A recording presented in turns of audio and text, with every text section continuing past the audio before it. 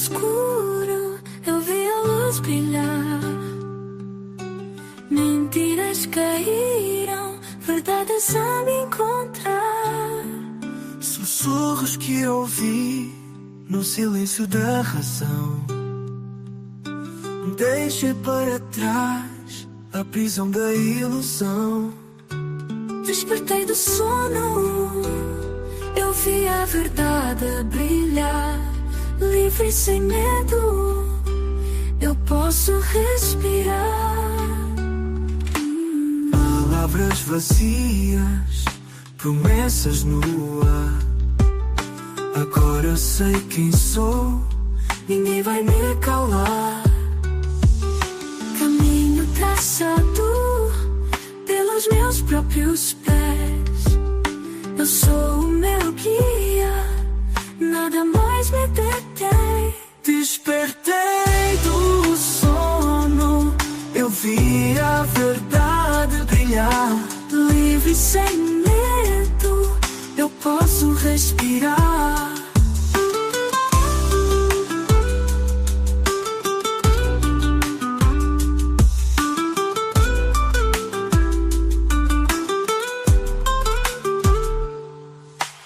Palavras vazias, promessas no ar. Agora sei quem sou, Ninguém vai me calar. Caminho traçado pelos meus próprios pés. Eu sou o meu guia, nada mais me detém. despertei do sono, eu vi a verdade brilhar. Livre sem medo, eu posso respirar.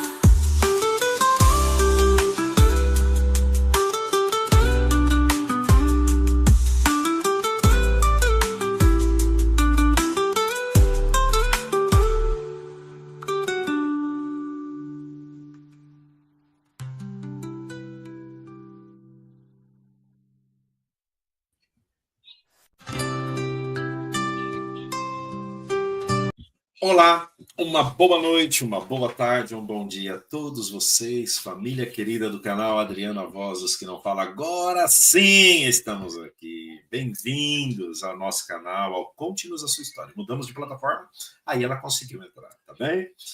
Sejam bem-vindos, né? Todos vocês, família do canal Adriano A Voz dos que não falam, para o Conte-nos a Sua História com Viviane. Vamos estar atentos a ela, que tem muita vontade de contar sua história, de desabafar e dizer tudo o que viveu dentro da organização das Testemunhas de Jeová, sempre salientando que a história dela, este canal, se abre para que ela possa contar, né, suas vivências, sempre, né, à base daquilo que ela viveu e da sua própria experiência, né? Este canal é a voz daqueles que querem falar, né? E quando não podem, eu falo. Tá bom? Assim que vamos dar já as boas-vindas à Viviane, que está aqui conosco, né, atrás do estúdio. E vamos para ela aqui já em primeiro plano. Oi, Viviane. Bem-vinda ao canal Adriano A Voz dos que não falam. Seja bem-vinda para o Conte-nos a Sua História. Obrigado pela tua presença e por esse esforço da gente conseguir, né? Agora você está aqui. Tudo bem? Tudo bem, graças a Deus. Obrigada, pessoal, pela paciência aí. Eu não sabia entrar mesmo naquele canal lá, não sei por que está dando que está tudo, não pode isso, não pode aquilo, e é muito complicado. Esse tipo de internet, essas coisas, para mim, é muito novo. Então, por isso que eu demorei tanto a abrir os olhos.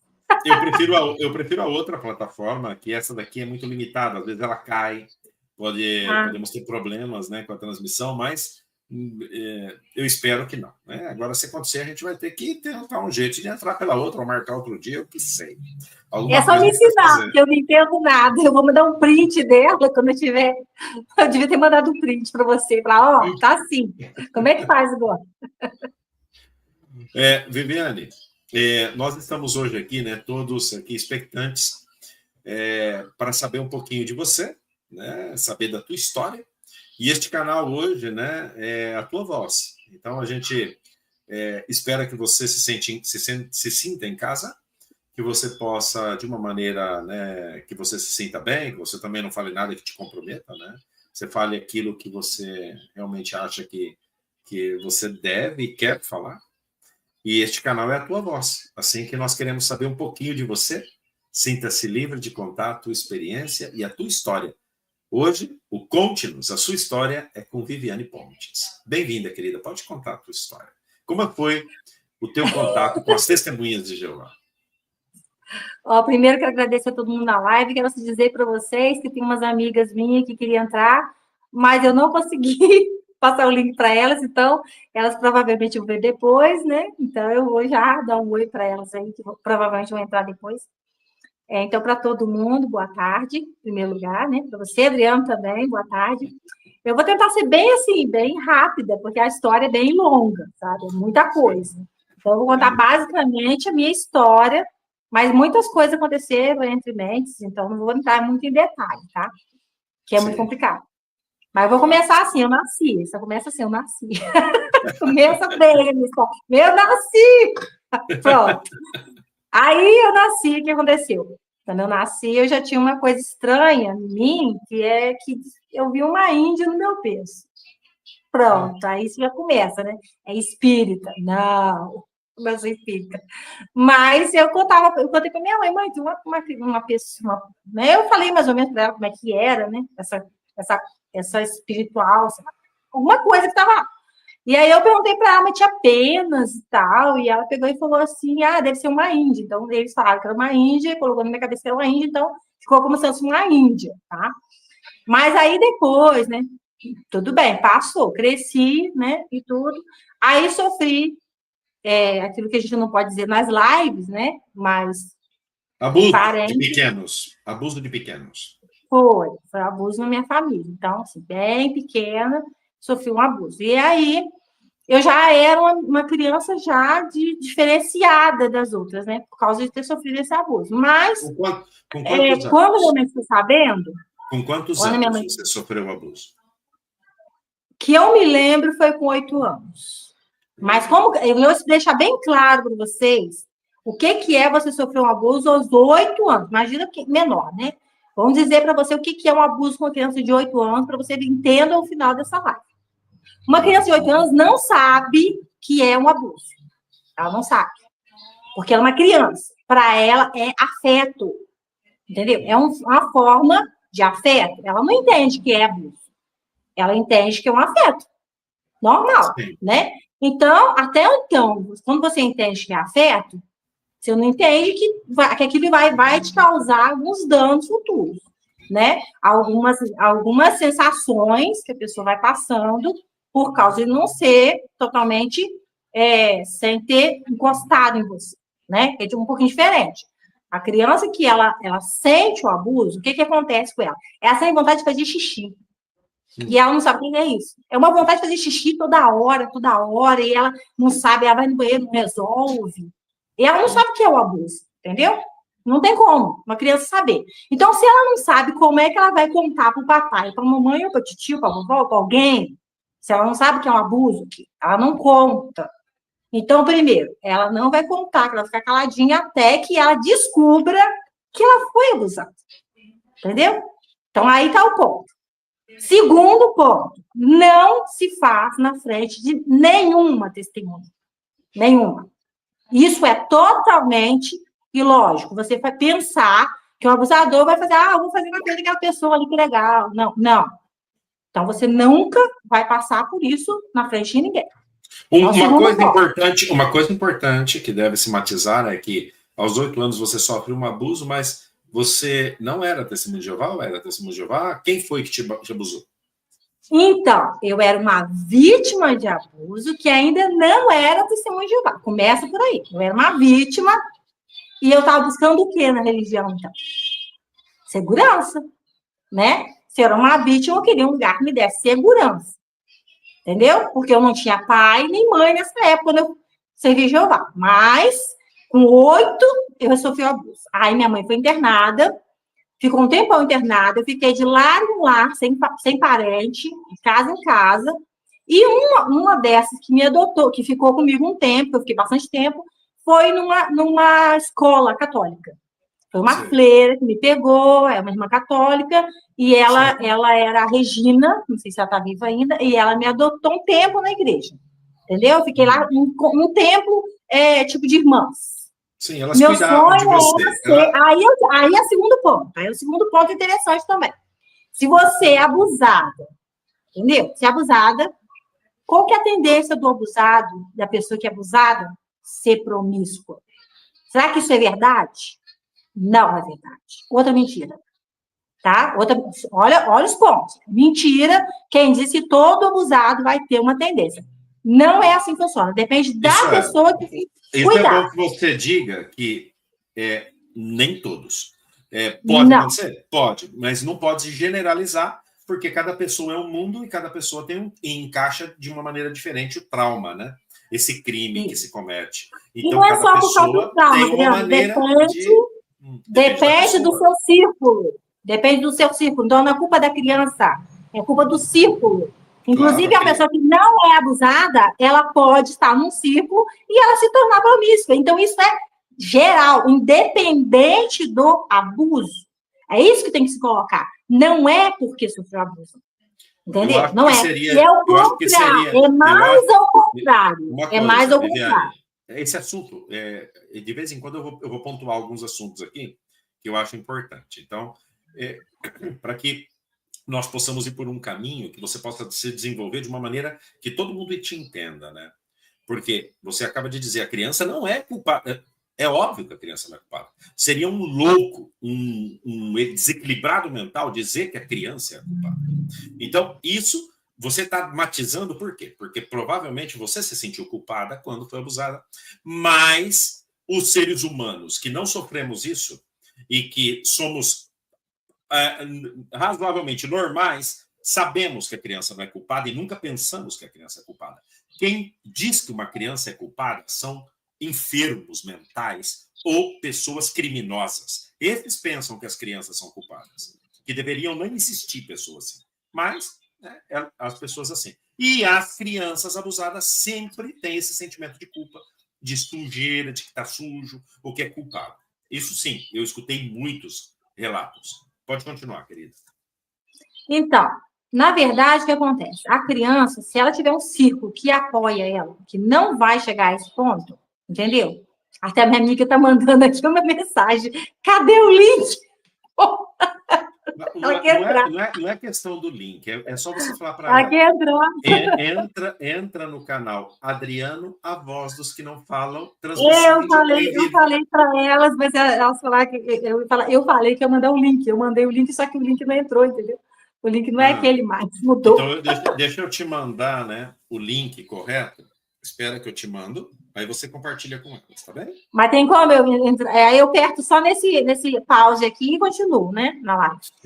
Sim. É porque são pessoas que não são testemunhas de Jeová e que querem conhecer minha história.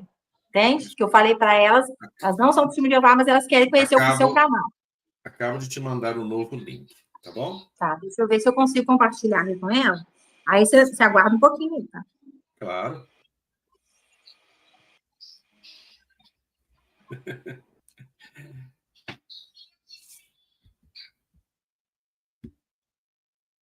Tirei o volume dela um momento. Vamos ver se ela consegue, né, compartilhar lá com as amigas dela essa história, né? Se nota que é uma pessoa que expressa, né, de uma forma muito visceral, e se nota que ela foi afetada realmente, né, de maneira psicológica, e quem não seria, né, quando é afetado pelo abuso, não é? Deixa eu ver o que ela está dizendo. Agora voltou. Conseguiu? Voltou. Consegui. Então, voltando lá para ela saber, né, o que aconteceu no início, né? Qualquer vez ela pode voltar lá também. Então, eu fui avisada aos 8 anos, não sabia que era abuso, porque a criança não sabe que é abuso. Então, como é que descobriram o que é? Só tem 2 jeitos de descobrir. Ou a criança contar, porque isso não acontece, tá? A criança não conta. Por 2 motivos. Primeiro motivo que ela tem medo de contar. Normalmente, a criança tem medo de contar. O abusador normalmente deixa você muito amedrontado. Né? Ameaça, muito né? ruim. Ameaças mesmo. E algumas coisas que velado, sabe? Um medo velado. A criança, ela entra em estado de choque, ela não consegue gritar, ela não consegue se mover, ela não consegue reagir ao abusador. É um tipo um estado de choque que você não consegue nem... Você fica assim, a pessoa está abusando, você está assim. O caso meu foi assim. Eu não conseguia me mover, ficava igual uma estátua, né? Então, como no caso do primeiro, esse é o 2, tá? Esse é o segundo. O primeiro era só um carinho do papai. Entendeu? Então, a minha amiga da Então, minha para mãe... aí, para um momento. As pessoas estão dizendo aqui, ó, a Angélica está dizendo assim, Adriano, fala para ela ir contando cronologicamente como os pais dela morreram, ou você ficou órfão, né? Você, então, foi abusada pelo teu pai? E aí, minha mãe conversando com uma amiga, e aí o que aconteceu? Ela comentou de uma outra criança de coisas semelhantes. E eu, ó, de butuca, que era inteligente, ficava de butuca. Mãe, mas isso aí não é carinho que papai faz com a gente? Com a gente quer. Eu falei, uai, comigo, com minhas irmãs? Não, minha filha, isso é abuso. Aí eu fiquei olhando assim, sem saber o que era. Continuei criança, 8 anos, gente, não sabe o que é isso. Abuso, não entendi. Eu falei, aí fez alguma coisa errada, não sei o quê, né? Ficou por isso mesmo. Aí, o que aconteceu? Minha mãe acabou descendo, ficando internada, e aí, nessa de ela ficar internada, meu pai fugiu, e aí ficou um filho para cada lado. Um filho com 4 filhos, cada um com um lado. E eu acabei ficando um tempo nessa escola de freira, onde eu queria ser até uma freira. Não tinha nenhum indício de fazer nada de errado, queria ser freira, queria ficar só rezando, de tudo bonitinho. Então, sempre gostei de religião, desde pequena. Inclusive, não sei se porque influência da tal da Índia, né? Que disseram que era uma Índia, mas não sei o que era, né? Então, eu já tinha uma experiência religiosa muito grande desde a infância, né? Nada de espiritismo, minha mãe também não era espírita, não, tá? Mas é isso aí, só que ficou assim, né? As pessoas falavam que eu tinha que seguir uma denominação, por causa de eu já ter tido essa experiência espiritual na infância e tal. Aí, bom, aí o que eu fiz? Eu peguei, fiquei um tempo nesse lugar, depois passei para outros lugares e minha mãe internada. E aí ela custou me achar. Ela me achou depois que viu o Povo na TV, lembra? O Povo na TV? Fazia assim? Eu acho que é Flávio Cavalcante que falava assim. Ah, sim.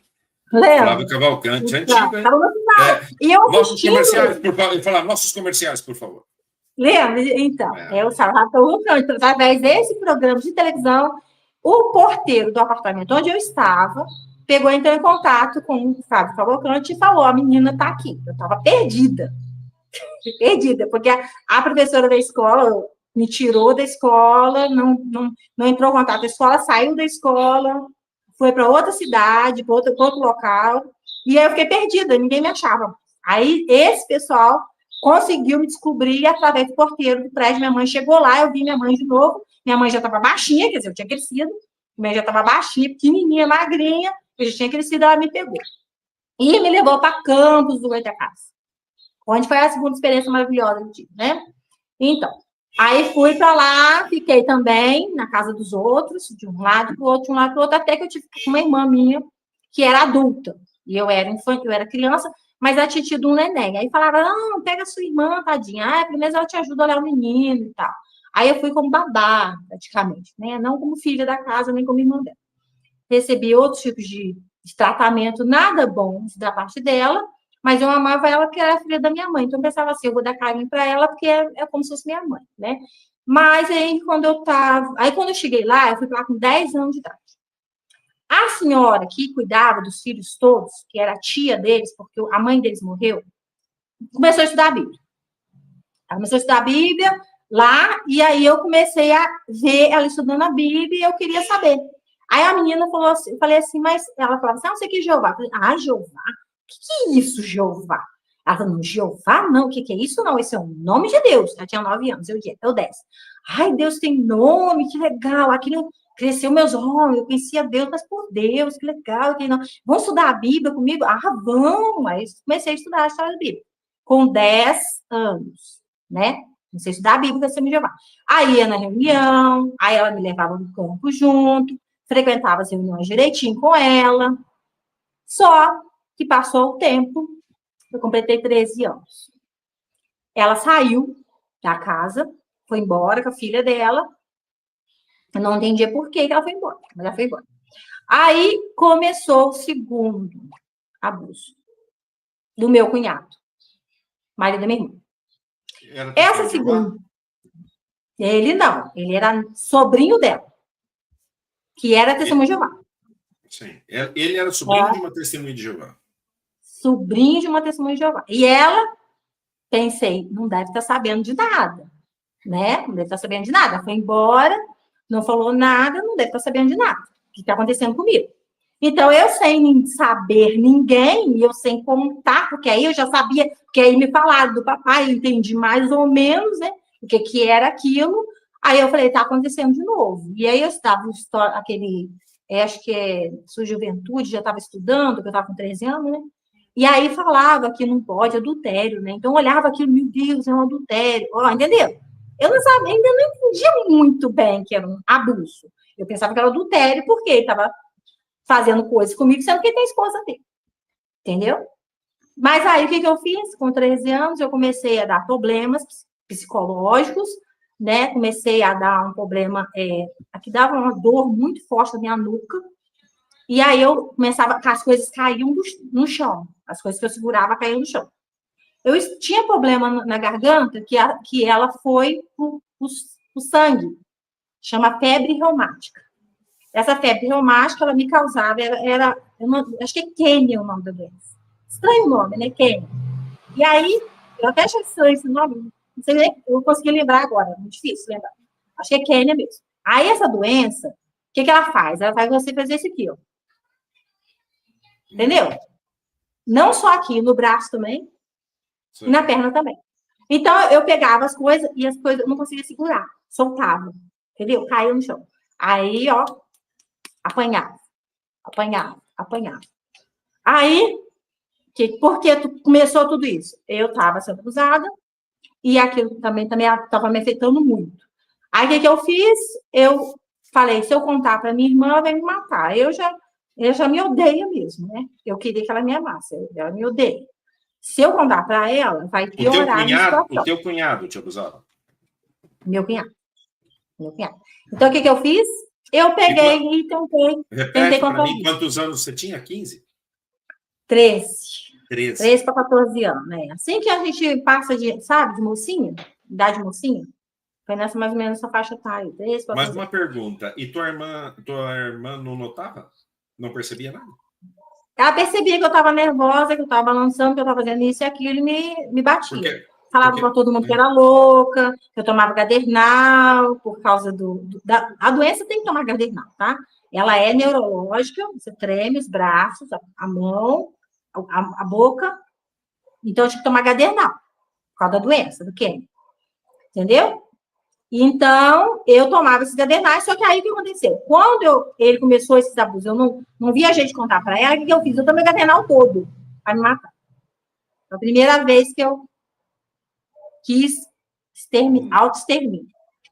Então, moral da história, eu tomei um monte de Gadernal, fiquei pior, eu não parava, a mão não parava. Aí as duas não conseguia mais, mas eu tinha deixado uma carta escrita sobre o que estava acontecendo e que eu não queria acabar com a vida dela, com o casamento dela, com nada, eu só queria morrer e ter descanso. Mas, o que ela fez? Ela não leu a carta, porque no dia seguinte eu acordei e falei, não morri. Ai, eu não morri, e agora? O que eu vou fazer? Aquela carta, ela vai me matar, ela vai ver a carta. Eu tentei esconder a carta, rasguei a carta, sempre que eu vi essa carta, ela que eu não vi isso porque eu não tinha morrido. Que a minha intenção era morrer, mas contar para ela por que eu estava fazendo aquilo. Né? Que eu queria proteger ela, proteger o casamento, a vida dela, porque na minha cabeça não era bem um abuso, era uma ideia dele, entendeu? Distorcida, porque se ele tinha mulher dele, ele tinha que gostar dela, ele falava que era amor. Ah, eu te amo, com 13 anos. Eu te amo, um velho falar que te amo, com 13 anos. Gente, é horrível. Horrível. Entendeu? A sensação foi horrível. Então, o que eu fazia? Eu tentava suicídio. Mas aí, o que aconteceu? Como eu tentei suicídio, eu tomei todos os remédios que tinham lá, um de cada um. E aí, eu tomei um comprimido anticoncepcional dela. Ela ficou grávida. Quando ela chegou no 6º mês de gravidez, aí ela sentou no vaso sanitário, no banheiro, e chegou perto de mim e falou, Viviane, tá acontecendo alguma coisa entre você e o pontinho? Eu falei assim, está. Como assim? Está acontecendo, porque ela foi bem direta, entendeu? E aí estava acontecendo mesmo, então eu falei a verdade, eu não menti, está acontecendo. Aí o que aconteceu? Aí eu contei os detalhes, ele faz isso. Ah, eu vou tentar, eu vou pegar. Eu falei assim, então tá, você vai lá nesse horário, assim, para você pegar. Só que aí ela marcou, foi, e falou assim, ele pegou e falou assim, você não viu nada, estava de noite, estava escuro, quem veio do claro para o escuro não vê nada. E aí ficou a palavra dele contra a minha, ela disse que não, aí eu já disse que realmente não tinha como ver, ele jurou sobre a Bíblia, que não estava fazendo nada, ela na época, eu não sei se ela estava estudando a Bíblia, eu tinha parado de estudar a Bíblia, mas acho que ela chegou a estudar a Bíblia. Não sei se na época ela estava estudando. Mas ele abusava de você tendo relações sexuais? Não, era abuso só. Não era um estupro, era um abuso.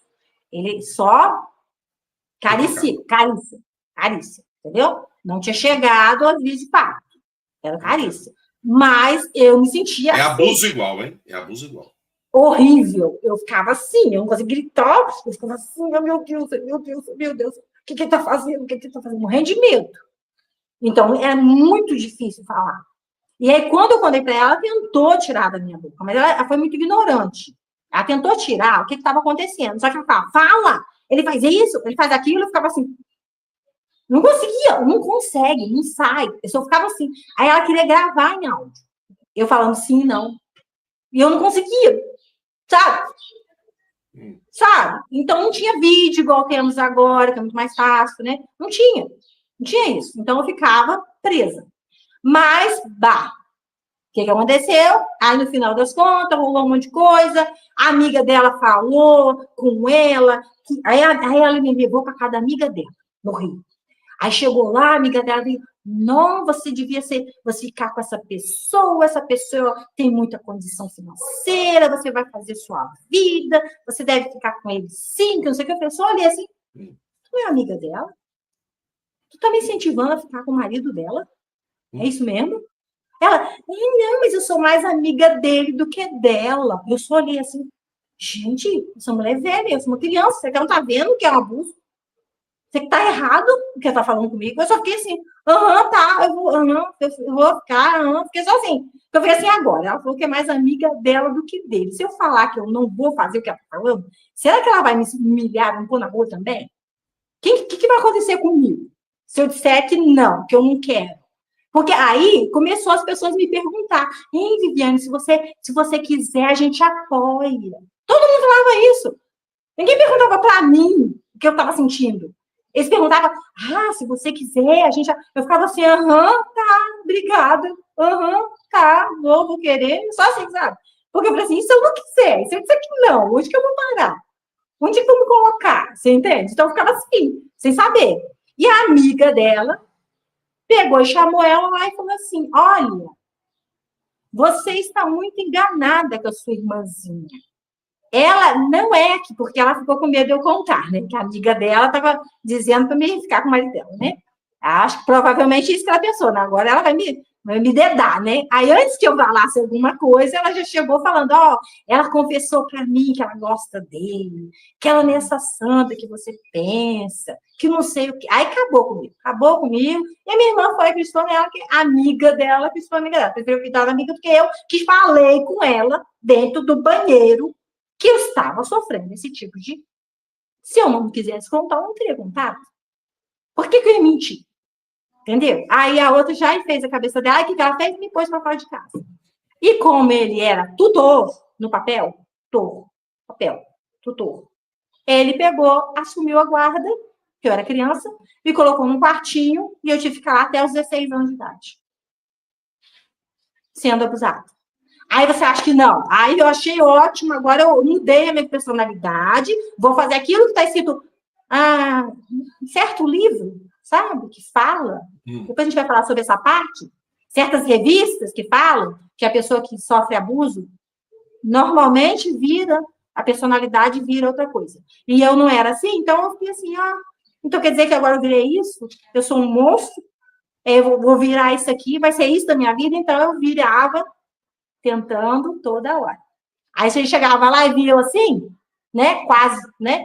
Aí ele fazia assim, eu te amo, você não pode morrer porque eu te amo. Se você morrer, eu morro. Eu pensava assim, gente, você tá vendo que ele tá prejudicando uma criança, por que que ele faz isso? Isso não é amor. Isso nunca é amor. E nunca vou aceitar um negócio desse. Eu odeio ele. Aí fazia um monte de coisa. Você vai ver, você vai se apaixonar por mim. Eu falava, não, vou me apaixonar pelo meu marido. Eu vou me apaixonar, vou fazer tudo pelo meu marido. Isso aqui não, eu não quero isso para mim. Até um dia que eu fiz uma oração a Deus, que como eu conhecia como Jeová, desde 5 anos de idade, né? O que eu fiz? Eu fiz oração a Jeová, né? Porque eu achava que o nome de Deus era esse. E falava, Deus, se o seu nome foi esse, me tira dessa vida. Me tira daqui. Eu não quero isso para mim. Ou então deixa eu morrer. Porque eu não conseguia matar, né? Eu era tão ridícula que nem isso eu conseguia. Então, eu pedia para Deus isso. Ou me tira dessa vida. Eu não quero isso para mim. Aí, quando foi uma semana depois, ele chegou um papelzinho falando assim aqui. Isso aqui é uma passagem para você ir para Barbacena. Barbacena, tá? Oi, Barbacena. Vai lá para Minas Gerais e você vai ficar lá com as tuas irmãs lá, passeando. Só agora, e era julho isso, eu tinha acabado de completar 16 anos, então em julho eu vim para Barbacena. E na casa da minha irmã, que ela estava aqui, ela tinha sido adotada por uma família católica muito boa, que adotou as duas. Lembra que eu te falei que são 4? 2 foram adotadas aqui em Barbacena. E aí eu vim pela a terceira irmã veio. Essa senhora é tão boa que ela falou assim, não quero separar as irmãs. Quero que elas sejam criadas juntas. Entendeu? E eu vivia fazendo oração a Deus para que isso acontecesse. Para que eu juntasse minhas irmãs, juntasse minha família. Era uma coisa que eu via orando. E aí Deus me escutou, eu juntei com a minha irmã. Só que já tinha feito aquela oração, que se Deus me tirasse, eu ia servir ele para sempre. Entendeu? Então, o que eu tinha que fazer? Cumprir a minha promessa. Para isso, ela falava que Testemunho de Jeová era seita, né, que estava errado, que religião verdadeira é cuidar de órfão, viúva nessa tribulação. E eu não tinha lido isso na Bíblia ainda, né? Então, eu achei que ela estava errada por causa da instrução de infância. Instrução de infância. Que você tem que pregar as boas novas, né? Nada de ajudar pobre, ajudar... Não pode, porque tem que dar o peixe, não pode dar o peixe, tem que dar, né? A vara. Aí eu tinha 16 anos, ela me colocou numa escola muito boa, eu larguei a escola muito boa, paga, mais cara de Barbacena, paga, ela pagava para as 3 e pagava para mim. Aí eu ainda falei com a minha irmã que Jeová ia trazer um novo mundo, que a gente tem que servir Jeová, que não podia ficar lá, porque eu já tinha sabido que minha irmã também estudava a Bíblia no Rio antes de ir para lá. E aí eu chamei a minha irmã, nós juntas fomos trabalhar fora. Largamos a casa da católica, que dava tudo. Faculdade, se eu quisesse, casa, comida, roupa, tudo. Eu era filha da casa, filha. E eu deixei para servir Jeová. Na minha cabeça, servindo a Deus, né? Então, saí de lá para servir Jeová. Né? Aí eu pensei assim, os irmãos vão me amar, né? Porque eles vão ver que eu tô, né? Fazendo tudo certinho, né? Vou servir Jeová, larguei até a casa lá, uma casa boa, né? Casa, é tipo Patricinha, sabe? Bem cuidada mesmo.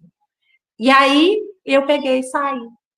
Saí e fui trabalhar para alguns irmãos que não tinham salário mínimo, era muito pouco que ganhava, muitas humilhações, assim, conto 1, 2, 3, sim, só vai contando, se eu vou pensar onde que eu morei, Testemunho de Jeová, só humilhação. Só tinha uma senhora, tadinha, que era uma irmã muito boa, que ela falou, não vou poder deixar você trabalhar mais para mim, porque você fica aqui, sua roupa fica debaixo da cama, não tem nem um guarda-roupa para colocar a tua cama. Eu falava, não tem problema, eu vou ficar com a senhora, deixa eu ficar aqui assim mesmo. Não, sua roupa não tem nem lugar para ficar. Talvez ela falou isso porque ela realmente não podia pagar, e aí mais uma vez. E só que assim, enquanto eu trabalhava, eu tinha que sair de um lugar para o outro, e aí eu não tinha mala. As minhas roupas eram colocadas em sacolas plásticas penduradas no braço. E eu não sabia andar pela cidade. Eu tinha 16, tinha completado 17 anos já. E eu não sabia andar, pegar ônibus, nada. Então, eu fazia todo o trajeto de um lugar para o outro, de um trabalho para o outro, a pé. Com as sacolas plásticas penduradas, machucando o braço, chorando e pedindo a Deus, um dia eu vou ter minha casa. Um dia Jeová vai me ajudar, um dia eu vou ter minha casa, isso aqui vai acabar. Isso aqui vai acabar, eu vou ter minha casa. É assim que eu orava, o tempo todo. E nas casas que eu trabalhava, nos irmãos, eu tinha um livrinho, né, o cancioneiro, e aí eu fazia assim, eu chorava quando eu trabalhava e gravava os cânticos. Ficava botando a primeira estrofe, a segunda estrofe, ficava tentando gravar os cânticos na minha cabeça, porque a minha alegria era cantar os cânticos dentro da organização, sem precisar usar o cancioneiro. Entende? Então, assim, aí eu comecei a servir Jeová e trabalhar. Então, o que eu fazia? Eu tinha que trabalhar a semana toda, eu só tinha domingo para poder pregar, né? Então, quando eu comecei a ir no campo, porque eles demoraram um pouco para me deixar no campo também, eu já, mais ou menos, eu nem lembro mais quanto tempo, sei que demorou bastante para mim no campo. Quando eles deixaram eu ir no campo, primeiro eles pediram uma carta, eu sempre pedi uma carta de uma criança, né? Pensa, velho. Uma carta vindo da congregação que eu pertencia, porque queriam saber quem eu era realmente. Vocês podiam mesmo me deixar ir no campo, sabe? Se eu não tinha alguma coisa lá na congregação que impedisse de ir no campo. Gente, eu não era nem batizada. Quantos anos você tinha agora, nessa época? Aí eu já tinha feito 17, né? Eu tinha feito 17. Aí. E trabalhando de doméstica na casa de Testemunhas de Jeová. A troca de moradia. Troca de moradia. Inclusive, quando eles me davam um dinheirinho, né? Era assim: tinha uma que era pioneira regular, muito zelosa, imagina, o zelo. Né? Mas aí o zelo dela era o seguinte: quando chegava no dia do meu pagamento, ela me chamava toda alegrinha lá no quarto dela, mostrava um monte de roupa dela. E aí eu ficava vendo as roupas dela. Olha, tá vendo essa daqui? Essa aqui acho que te serve, olha. E essa também te serve. Olha que legal essa daqui. Aí eu falei assim, não serve? Por que ela tá falando que serve? Aí ela falou assim, você vai querer? Eu falei assim, vai, quero. Você vai me dar? Não, a gente faz um negócio aí. Já que você gostou de dessas aqui, você faz o seguinte, eu te dou elas e aí você não recebe pagamento esse mês. Aí a troca de roupa também, usada. Aí eu falava assim, tá, eu já tinha mostrado tudo, já tinha falado que tinha gostado, agora eu falar que não queria, que eu precisava do dinheiro, aí eu aceitava, né? Eu tá, a roupa, aí eu precisava com as roupas dela usadas. E ela não contava pro marido dela, porque o marido dela achava muito estranho, que ela estava sempre com roupa nova, sendo que ele tinha dado dinheiro para ela. Isso aí em Barbacena? Barbacena. Que congregação era? Ai, gente, na época eu ainda estava na congregação central, né? Porque ali era a congregação central. Só tinha uma congregação aqui. Primeiro tinha uma. Aí depois que eu entrei, aí virou 3. Aí foi 2, aí tinha a central, a leste de Barbacena e a sul. Então a minha era a central no início, entendeu? E acho que não, a sul a sul é outra. Eu ficava na central. Porque eu trabalhava ali era centro, né, na época, né? E eu pertencia só, acho que é central mesmo, eu pertencia à central. Que eu sempre ia longe, tá? De pertinho, não. Ao centro, se você entrar no Zap, como é que chama? No Google, né? Aí eu trabalhei uma vez na primeiro serviço que eu fui, Testemunha de Jeová, ela morava perto da rodoviária, eu ia a pé para a reunião. Eu nunca pegava ônibus, eu nem sabia entrar de ônibus aqui, né? Para mim, tudo é a pé, né? Eu ia a pé para a reunião e voltava, muitas vezes. Então, assim, isso é longe. Quando eu estava no central também, acho que eu não mudei de congregação, foi a mesma. Não lembro de ter mudado de congregação, não. Sempre é central. Agora, meu bairro é Grogotó, agora aqui é a congregação Grogotó, tá? Do bairro. Mas na época era central. E eu era, assim, era poucos irmãos, poucos jovens e tudo. E aí, o que eu fazia? Minha irmã tinha um problema grave de não conseguir se comunicar com as pessoas. Chegar perto e cumprimentar. E eles falavam que era, você progredir, você tem que cumprimentar os irmãos, você tem que dar um comentário. O que a minha irmã fazia? Eu dei ideia para ela. Ô, Margarete, vamos fazer o seguinte, já que você não consegue chegar nos irmãos e cumprimentar, vamos ficar nós duas na porta do salão? Todo irmão que chegar, a gente vai passar pela gente. A gente vai acabar cumprimentando. E aí você não tem que ficar indo de mão em mão, nem estar, né, em cadeira, cumprimentando ninguém. Foi uma ótima ideia, vamos fazer isso então? Então a gente cumprimentava todos os irmãos. A gente recebia todos os irmãos. A gente era tipo a igreja de Mormon, que fica os dois irmãos lá esperando. A gente que era a que recebia os irmãos. E a congregação aumentou. Eu acho que eu recebia bem. A congregação aumentou muito. Recebia bem. Então, muitos jovens, na minha época. Aí, moral, eu peguei, continuei trabalhando assim. Aí, quando eu comecei no campo, o que aconteceu? Eu trabalhava todo dia, só tinha domingo de feriado, né? Folga. Para mim, no campo, eu só teria que ir no domingo. Eu só faria 2 horas no mês. E nessas casas que você trabalhava de doméstica, você morava nelas, você fazia todo o serviço da casa? Da sexta Sim, agora tem um detalhe. Tem essa pioneira, que me dava roupa em troca, ela, inclusive, botava a filha dela para dormir comigo, para ela poder ir no campo de manhã e não ser acordada. E eu tinha que botar chupeta na boquinha dela, para ela não chorar, para ela poder dormir. E aí, eu tive a ideia, sabe? Um dia eu fiz isso. Para que eu fui fazer? No outro dia que a menina chorou, que eu falei, não, hoje eu tô cansada, hoje eu não vou mexer, não. Deixa que ela cuide, é a mãe. Aí ela brigou comigo. Falou, por que eu não tinha cuidado da menina? Que a menina estava chorando, que eu tinha que ter cuidado dela. Me tratou muito mal. Então, eu falei assim, mas eu sou babá também agora, né?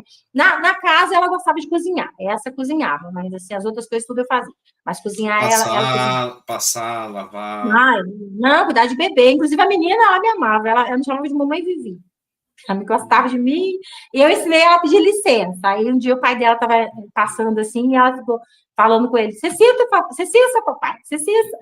Aí ela falou assim, nossa, que minha filha educada.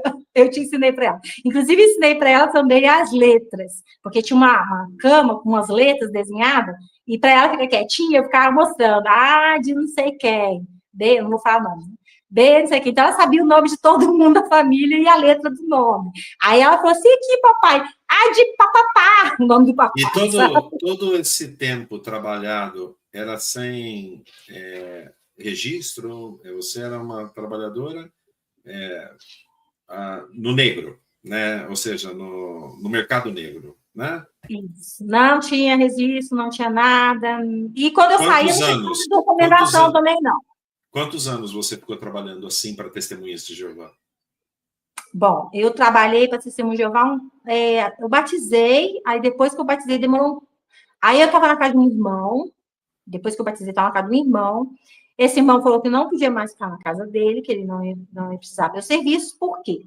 Eu estava passando mal, com cólicas, e ele pediu para me ajudar a pegar uma geladeira, um peso danado. Eu não estava aguentando, por causa que eu estava passando mal, né? Cólica, já viu, né? Não tem condição de pegar peso nessa época. E aí, quando eu falei que ele acabou falando comigo que não ia querer mais ir na casa dele, que me dispensou. E falou assim, você fica um tempo na casa da minha mãe, com a minha mãe, até você arrumar outro lugar.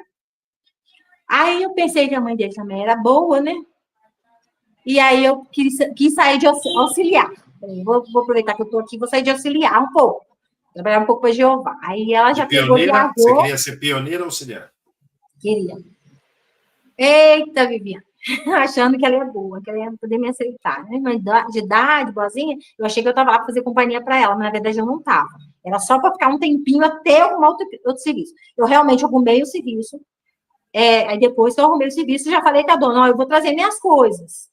Porque ela falou, mas agora eu não preciso só mês que vem. Eu falei, não, então tá. Então eu trago minhas coisas, já fica aqui, mês que vem eu começo. Aí, como eu só ia começar no mês que vem, eu tinha arrumado emprego, eu pensei que aquele mês eu podia ser pioneiro auxiliar, entendeu? Até ela liberar, mas aí eu ia ter um emprego, né? Mas aí deu errado. Quando eu cheguei lá, logo no mês seguinte que eu cheguei lá, ela falou assim que não queria mais, que a menina não ia sair. E aí eu fiquei assim, meu Jeová, e agora? Pra onde eu vou? E os anciãos da congregação não viam essas tuas dificuldades? Irmão, eu era um estorvo. Um problema para a congregação. Uma pessoa que não tem pai nem mãe, vinda de outra cidade, eles já ficavam meio assim. E essa menina, quem ela é? O que ela faz? Sabe? Você não tem pai e mãe. E os jovens da congregação? Eles não olharam. Os jovens da congregação te ignoravam, se associavam com você? Como era? Ou você era considerada má companhia? Não sei, porque eu não tinha acesso a esse detalhe, né? Não tinha como eu saber se eu era considerada. Eu sei que as irmãs faziam as festinhas, não me chamavam. Aí eu, que nem boba, alegre que eu era, visitava os irmãos. E às vezes eu chegava lá na hora da festinha, sem ser convidada. Eu só ficava assim, olha que legal, tem festinha, eu nem sabia. Sabe, todo inocente? Totalmente inocente. Eu era totalmente inocente, não tinha maldade. Para mim, a organização era de Deus, todo mundo é de Deus, todo mundo é perfeito, bonzinho. Aí, um detalhe só, é que quando eu trabalhava para esses irmãos, o que acontecia? Principalmente para essa irmã pioneira, o que acontecia? Eu tinha o domingo de folga. Então, eu usava o domingo para pregar. E, 5 horas no campo. Então, eu ficava as 2 horas de campo normais e até as 5 da tarde eu pregando. Só voltava depois que eu completava 5 horas para poder fazer, no mínimo, que eles tinham que fazer 10 horas por mês, né? Então, aí você conta 4 sábado, 4 domingo, eu ficava só pregando, sem comer. Pioneiro auxiliar naquela época era 60 horas, né? Não era? Eu fazia 5 por mês, não, por mês não. Por semana. Domingo, por domingo. Se for 5 domingos, aí sobra 5 vezes 5, né? Mas é o máximo, eu fazia o máximo, eu queria fazer. Então, eu fazia, não tinha muito, eu fazia serviço de rua, levava tratado, revista, apresentava revista, fazia revisitas, tudo no domingo, que é o domingo para isso. E aí eu não comia. Então, eu fazia lanchinho. Quando uma pessoa ficou sabendo, até me ofereceu para me comer na casa dela. Mas é assim, você almoça, depois você vai, lava vasilha, não sei o quê. Aí eu falei assim, puxa vida, mas assim, se eu estou trabalhando para Jeová e ela quer me ajudar, por que ela não fala assim, dá um prato de comida, você come e vai embora? Você entendeu? Vai fazer o seu trabalho para Jeová. E eu pensei assim, então não está compensando, porque se eu ficar aqui e eu tiver que lavar vasilha, eu estou trabalhando. Não é um almoço que estão me dando. Na verdade, eu vou ganhar o almoço em troca de lavar vasilha, sendo que eu queria trabalhar para Jeová.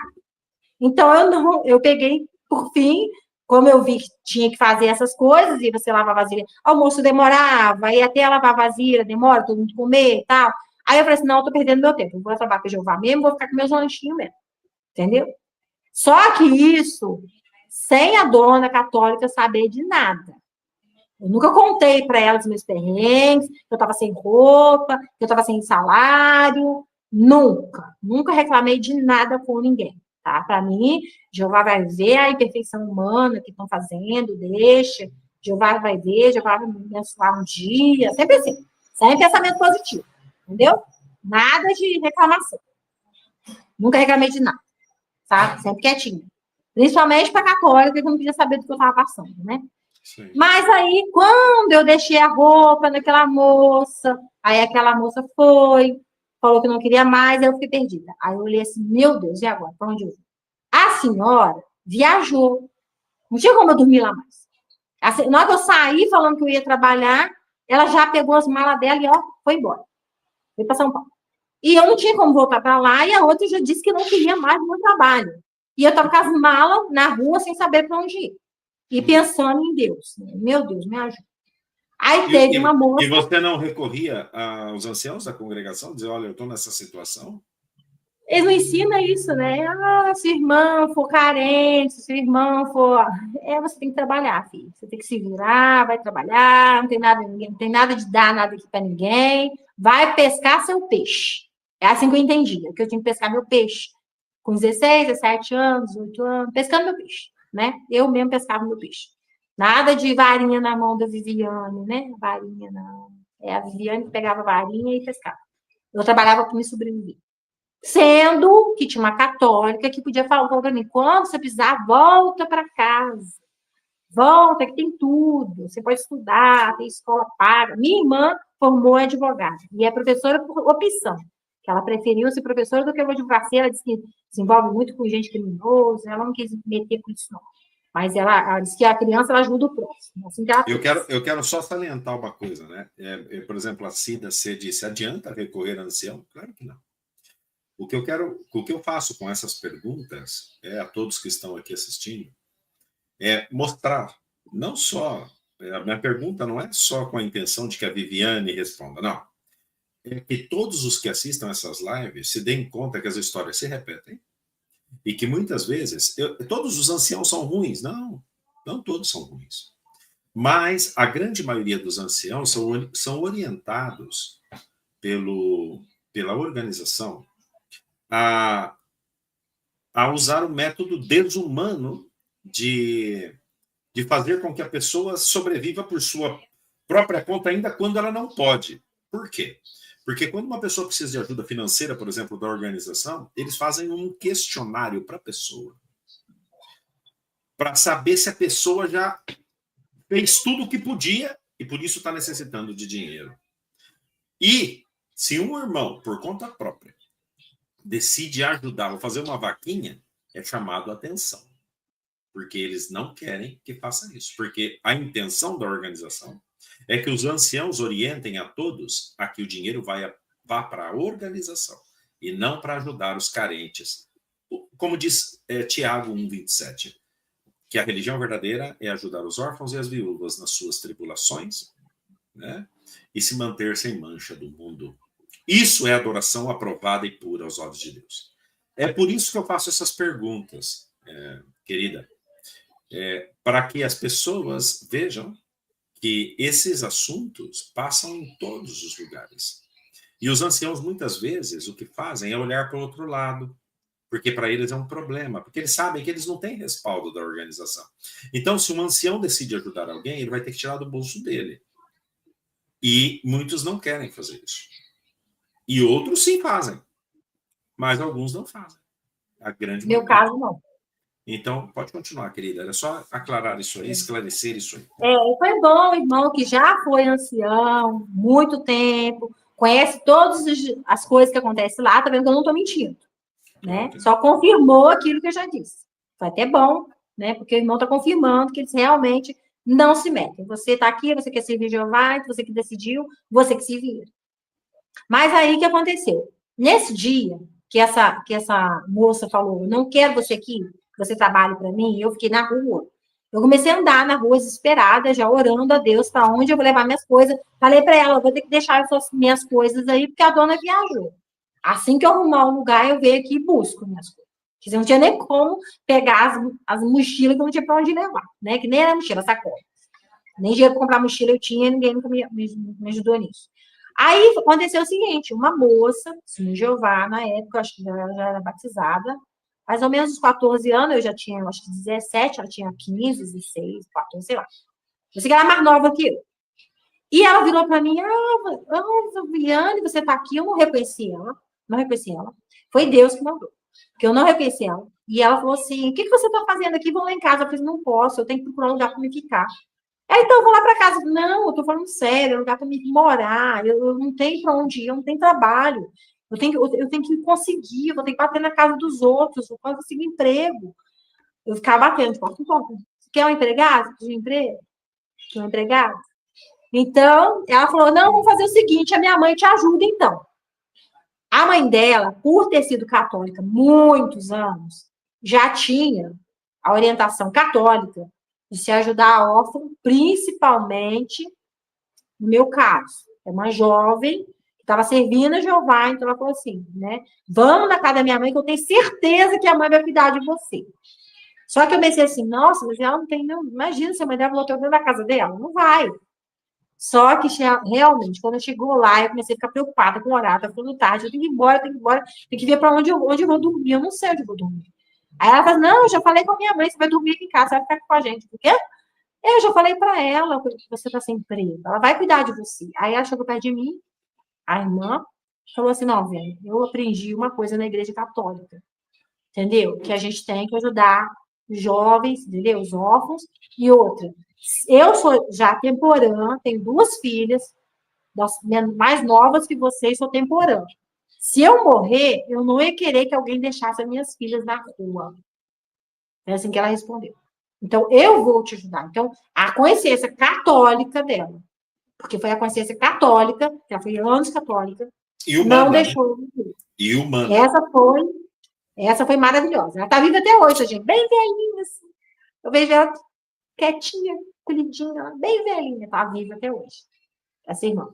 Aí ela me ajudou e ela frisou. Ela frisou. Eu sei que os irmãos não incentivam isso.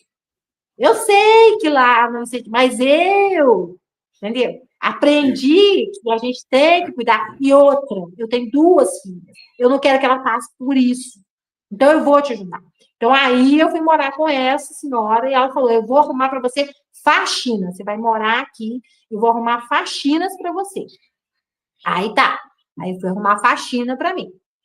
Então, ela me colocava nos lugares, fazia faxina bem, todo mundo gostava da faxina, e eu pegava sempre o dinheiro e dava para ela. Ficava com o mínimo para mim e ajudava na casa, né? Porque eu tenho consciência, né? Gastar água, luz, né? Embora que ela me convidou para morar, eu tinha consciência.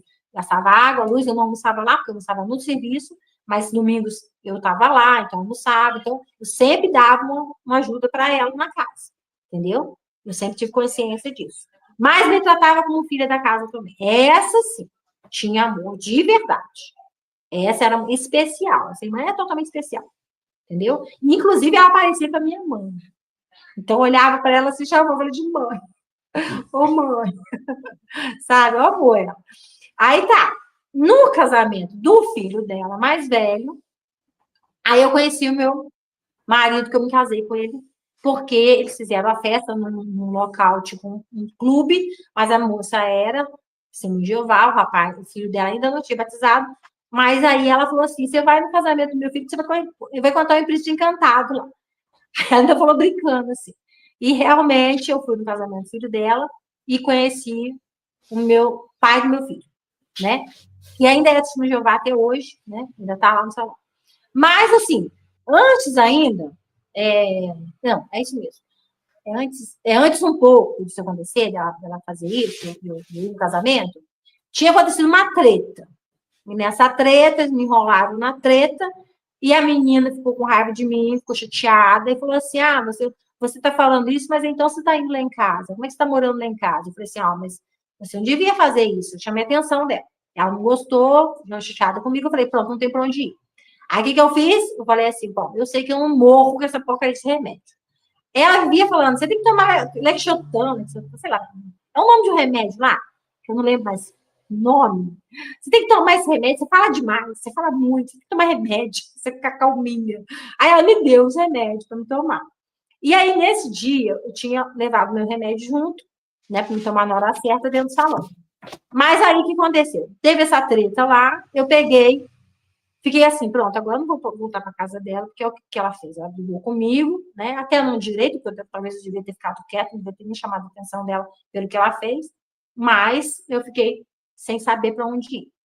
Aí eu fiquei de novo perdida. Nesse dia, depois da reunião, eu fiquei perdida. Aí o que eu fiz? Eu peguei, escrevi um bilhete, disse: eu não quero morrer, só quero dormir. E botei no bilhete aqui e falei assim: agora, se eu pegar um sono na rua, as pessoas vão ver que eu estou passando mal, vão me levar para o hospital, eu vou dormir no hospital. Né? Alguém vai me ver passando mal aqui na rua, eu vou me levar para o hospital, vai ficar tudo bem. Lá no hospital, do hospital, eu pego e vejo o que eu vou fazer da vida. Eu pensei, que remédio não mata. Pelo menos eu tinha tomado um monte e não tinha matado, então eu não ia morrer na minha cabeça. Eu tomei um remédio lá para dormir, né? E aí eu falei: vou pegar no sono aqui mesmo, na rua. Só que o sono não vinha. O sono não vinha, eu falei assim: meu Deus, e agora? Para onde eu vou? O sono não vem, o sono não vem. Aí deu aquele estalo. Eu falei: ah, aquela irmã que falou que não podia ficar lá, porque a roupa ia ficar debaixo da cama. Poxa, mas ela disse que se pudesse, ela deixava eu lá, eu vou pedir para ela para dormir lá. Aí fui para lá, mas aí já estava tarde da noite, né? Bati lá, o filho dela estava lá, mexendo nos negócios dele, do trabalho dele na casa, viu que eu estava lá de fora, me chamou e falou: ó, vai na casa da minha avó, que ela é católica, mas ela é muito boazinha. Vai lá e dorme lá. Eu vou falar com ela aqui, não precisa, porque lá em casa não tem cama, na casa da minha avó tem. Do lado, sabe? Coladinho. Sim. Aí me botou lá, eu dormi. Só que aí, durante a noite, Mar dos Pecados, aconteceu uma coisa horrível, horripilante. Eu estava começando a ficar com o efeito do remédio. Com o efeito do remédio totalmente tonta, me deu vontade de ir no banheiro. Fui no banheiro, não consegui me vestir. E eu estava de saia da reunião. Imagina a situação? Eu não consegui vestir a roupa. Na hora que eu andei, a roupa foi para debaixo da cama. Sabe qual roupa? Né? Essa mesmo. Foi para debaixo da cama. Então, eu dormi sério. E fiquei dormindo 3 dias direto para dar remédio. A minha irmã me acordou desesperada. Por que você está dormindo na casa dos outros? Que vergonha, 3 dias que você está dormindo. E ninguém se tocou. Primeiro que eu estava passando mal, né? Mas pegaram o detalhe, entendeu? Da minha roupa, que caiu embaixo da cama, e já botaram craniolas na cabeça. Alguma coisa errada ela está fazendo. Porque ela chegou sem a roupa aqui. Quer dizer, não pensaram que eu estava passando mal, que a roupa estava lá, debaixo da cama. Entendeu? Então, aí me chamaram para comissão. Ah, Viviane, na comissão, você tem feito porcaria nenhuma, só tomado um remédio para dormir e porque estava sofrendo, né? Porque eu não sabia o que fazer, eu não tinha para onde ir. Ninguém perguntou por quê, o que aconteceu. Não, só fala assim, você tentou se auto-extermínio? Eu estava tonta de remédio, falei assim, quem ideia. Pá, e deitei assim, na cama. Aí, pronto, eu ainda estava meio dopada e só falei assim, quem dera.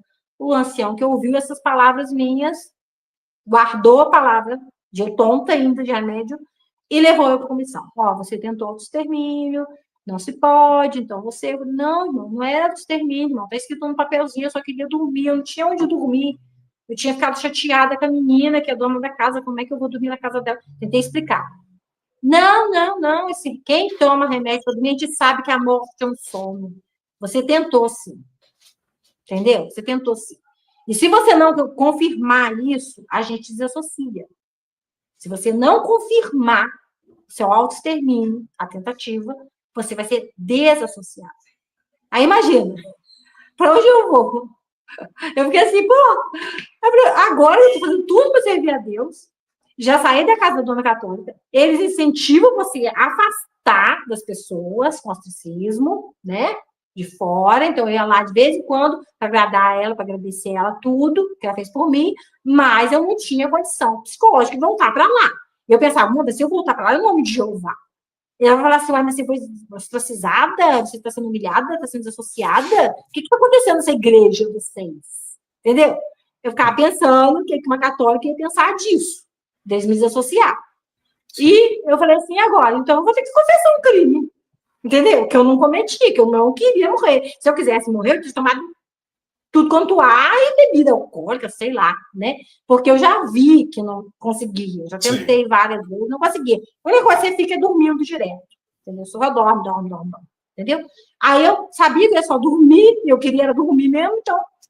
Aí vai explicar isso para eles?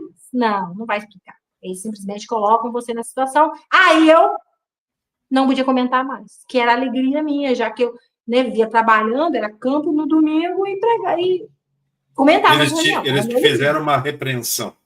Você não podia mais comentar. Não podia comentar.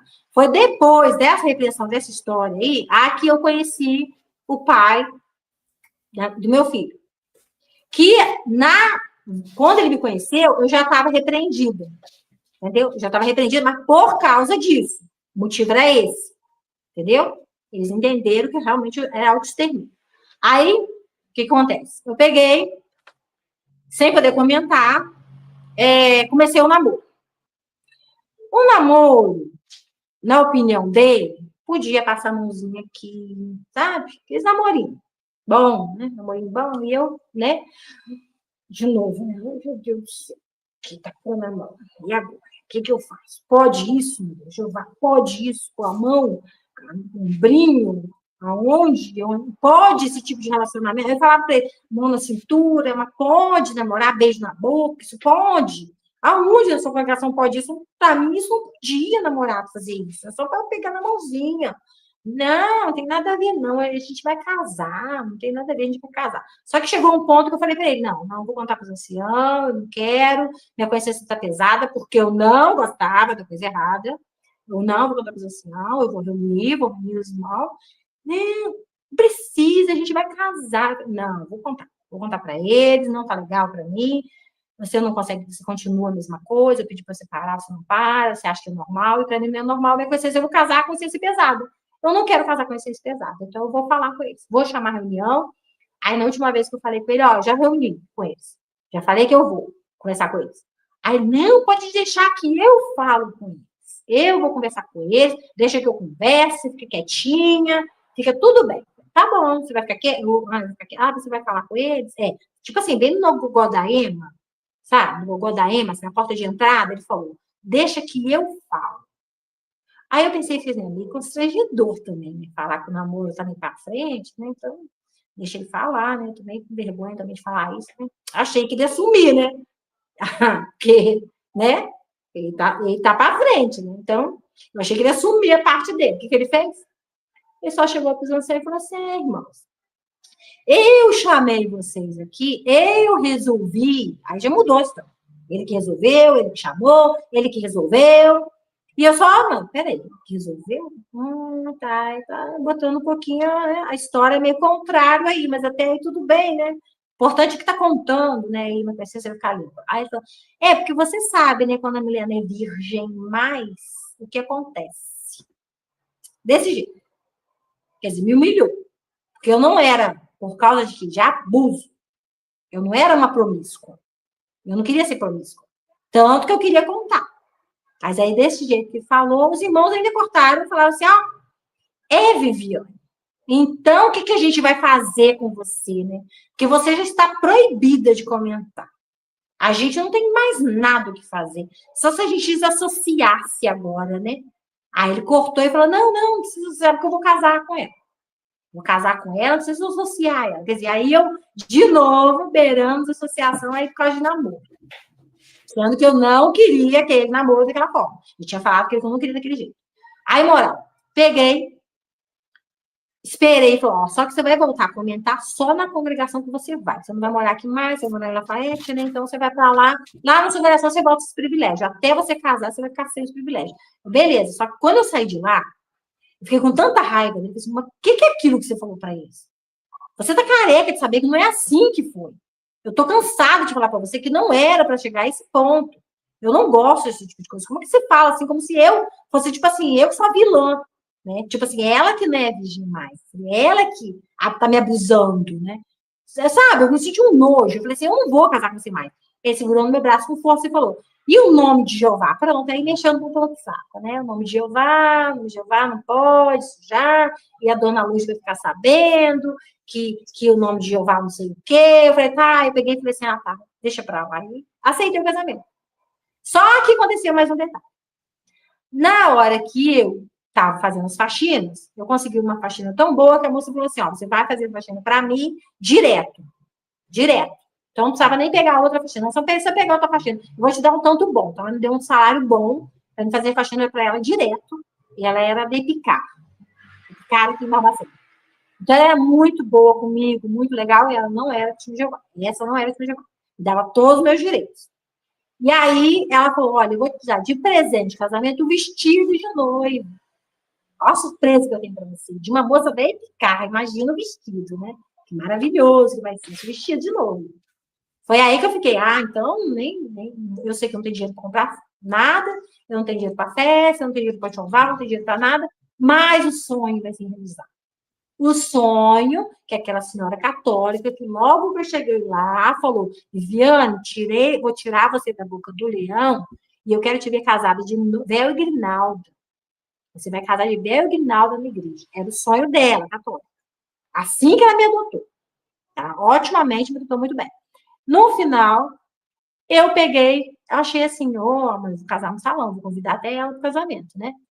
Ela disse que não iria no casamento, não sei porquê, ela chamou ele para conversar, chamou a atenção dele e falou assim, se ele tinha feito alguma coisa comigo, que se ele tivesse feito, ele não precisava casar, era só levar eu de volta, que ela assumia. Mesmo que eu tivesse neném, ela assumia tudo. Então, se ela tiver com neném, não tem problema, eu assumo ela. Traz ela de volta. Ou seja, ele casou comigo praticamente forçado, né? E não falou para mim que ela tinha falado, traz ela de volta. E eu também não estava querendo mais casar por causa da forma que ele me tratou, mas eu acabei casando para poder não vituperar o nome de Jeová, como ele sempre fala, não vituperar o nome de Jeová. Então, o que eu fiz? Eu peguei e confiei que eu ia vestir pelo menos aquele vestido, né? Aí ele chamou o irmão e falou, irmão, faz o discurso do nosso casamento. Só que ele já tinha feito os convites, espalhado para todo mundo o convite, todo mundo estava convidado. E o irmão chegou em cima da hora e falou assim, mas você sabe que ela não pode casar de branco, porque ela não é virgem mais. Usou essa forma de falar comigo, eu me senti horrível, muito humilhada. E eu falei assim, mas aí eu falei assim, mas ela falou que eu podia casar na igreja, por que no salão não pode? E aí o vestido, eu perdi o vestido. Ela falou, o meu presente para você era o vestido, você não vai poder casar de vestido, eu não tenho outro presente para te dar, porque eu já gastei com o vestido. Porque ela tinha gastado para mandar lavar lá na Epicar, e lá na Epicar é muito caro, lá é muito bom o jeito deles. Ela fez tudo para o vestido ficar lindo. E aí ela falou, meu presente era esse, infelizmente, então não vou poder te dar presente mais, porque tá lavado, tá pronto o vestido, na última hora você veio falar isso para mim. Ela até magoou, mas ela não sabia que é por causa deles. Na última hora falaram comigo que eu não podia casar no salão. Então eu não tinha feito vestido nenhum para casamento de civil, porque como eu achei que o casamento bom ia ser do salão, né, que eu ia tirar foto, ia ficar bonito de vestido, então eu fiz um tubinho simples, casei de qualquer jeito mesmo, tá, tudo bom, beleza. Né? Então, ótimo. Até aí tudo bem, né? Seria ótimo se fosse só isso. Mas em plena lua de mel, eu me dou cãibra por causa do abuso, eu não estava bem. Tem cãibra. E durante o casamento, ele não dormia comigo. Ele ficava na sala de televisão, vendo televisão. Porque como ele trabalhava de 8 às 4, 4 à meia-noite, entendeu? E o outro horário desse ciclo. São 3 horários, né? 8 às 4, 4 à meia-noite e outro, esqueci agora. Acho que 4, esqueci o outro. Eu sei que são 3 horários que ele tinha. E aí, de noite, às vezes ele não dormia em casa, às vezes, quando ele estava em casa, ele saía para jogar baralho com os amigos, né? Me deixava sozinho, então eu ficava muito sozinha. Então eu tinha muita depressão, chorava. E ele não me dava atenção, hora nenhuma, era totalmente seco. E aí eu perguntei para ele, por que não pode ser enquanto estava no namoro? O namoro não era para frente? Agora a gente está casado. Por que não pode ser igual um namoro? Ah, namoro é namoro, noivado é noivado, agora a gente está no casamento. Casamento é assim. É bem aquele tipo, né? Papai e mamãe, e você não tem acesso a marido. É ir lá e você aqui. E ele não dormia comigo, hora nenhuma, desde que eu casei com ele. São 10 anos de casada ainda. Uma vez eu pedi para ele, implorei para ele dormir comigo, para ele pelo menos deitar na cama.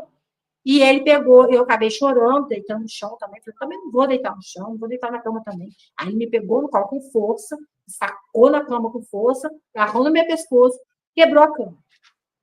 Então, assim, era um relacionamento desse jeito, né? Com 5 meses de casado. Passei por isso.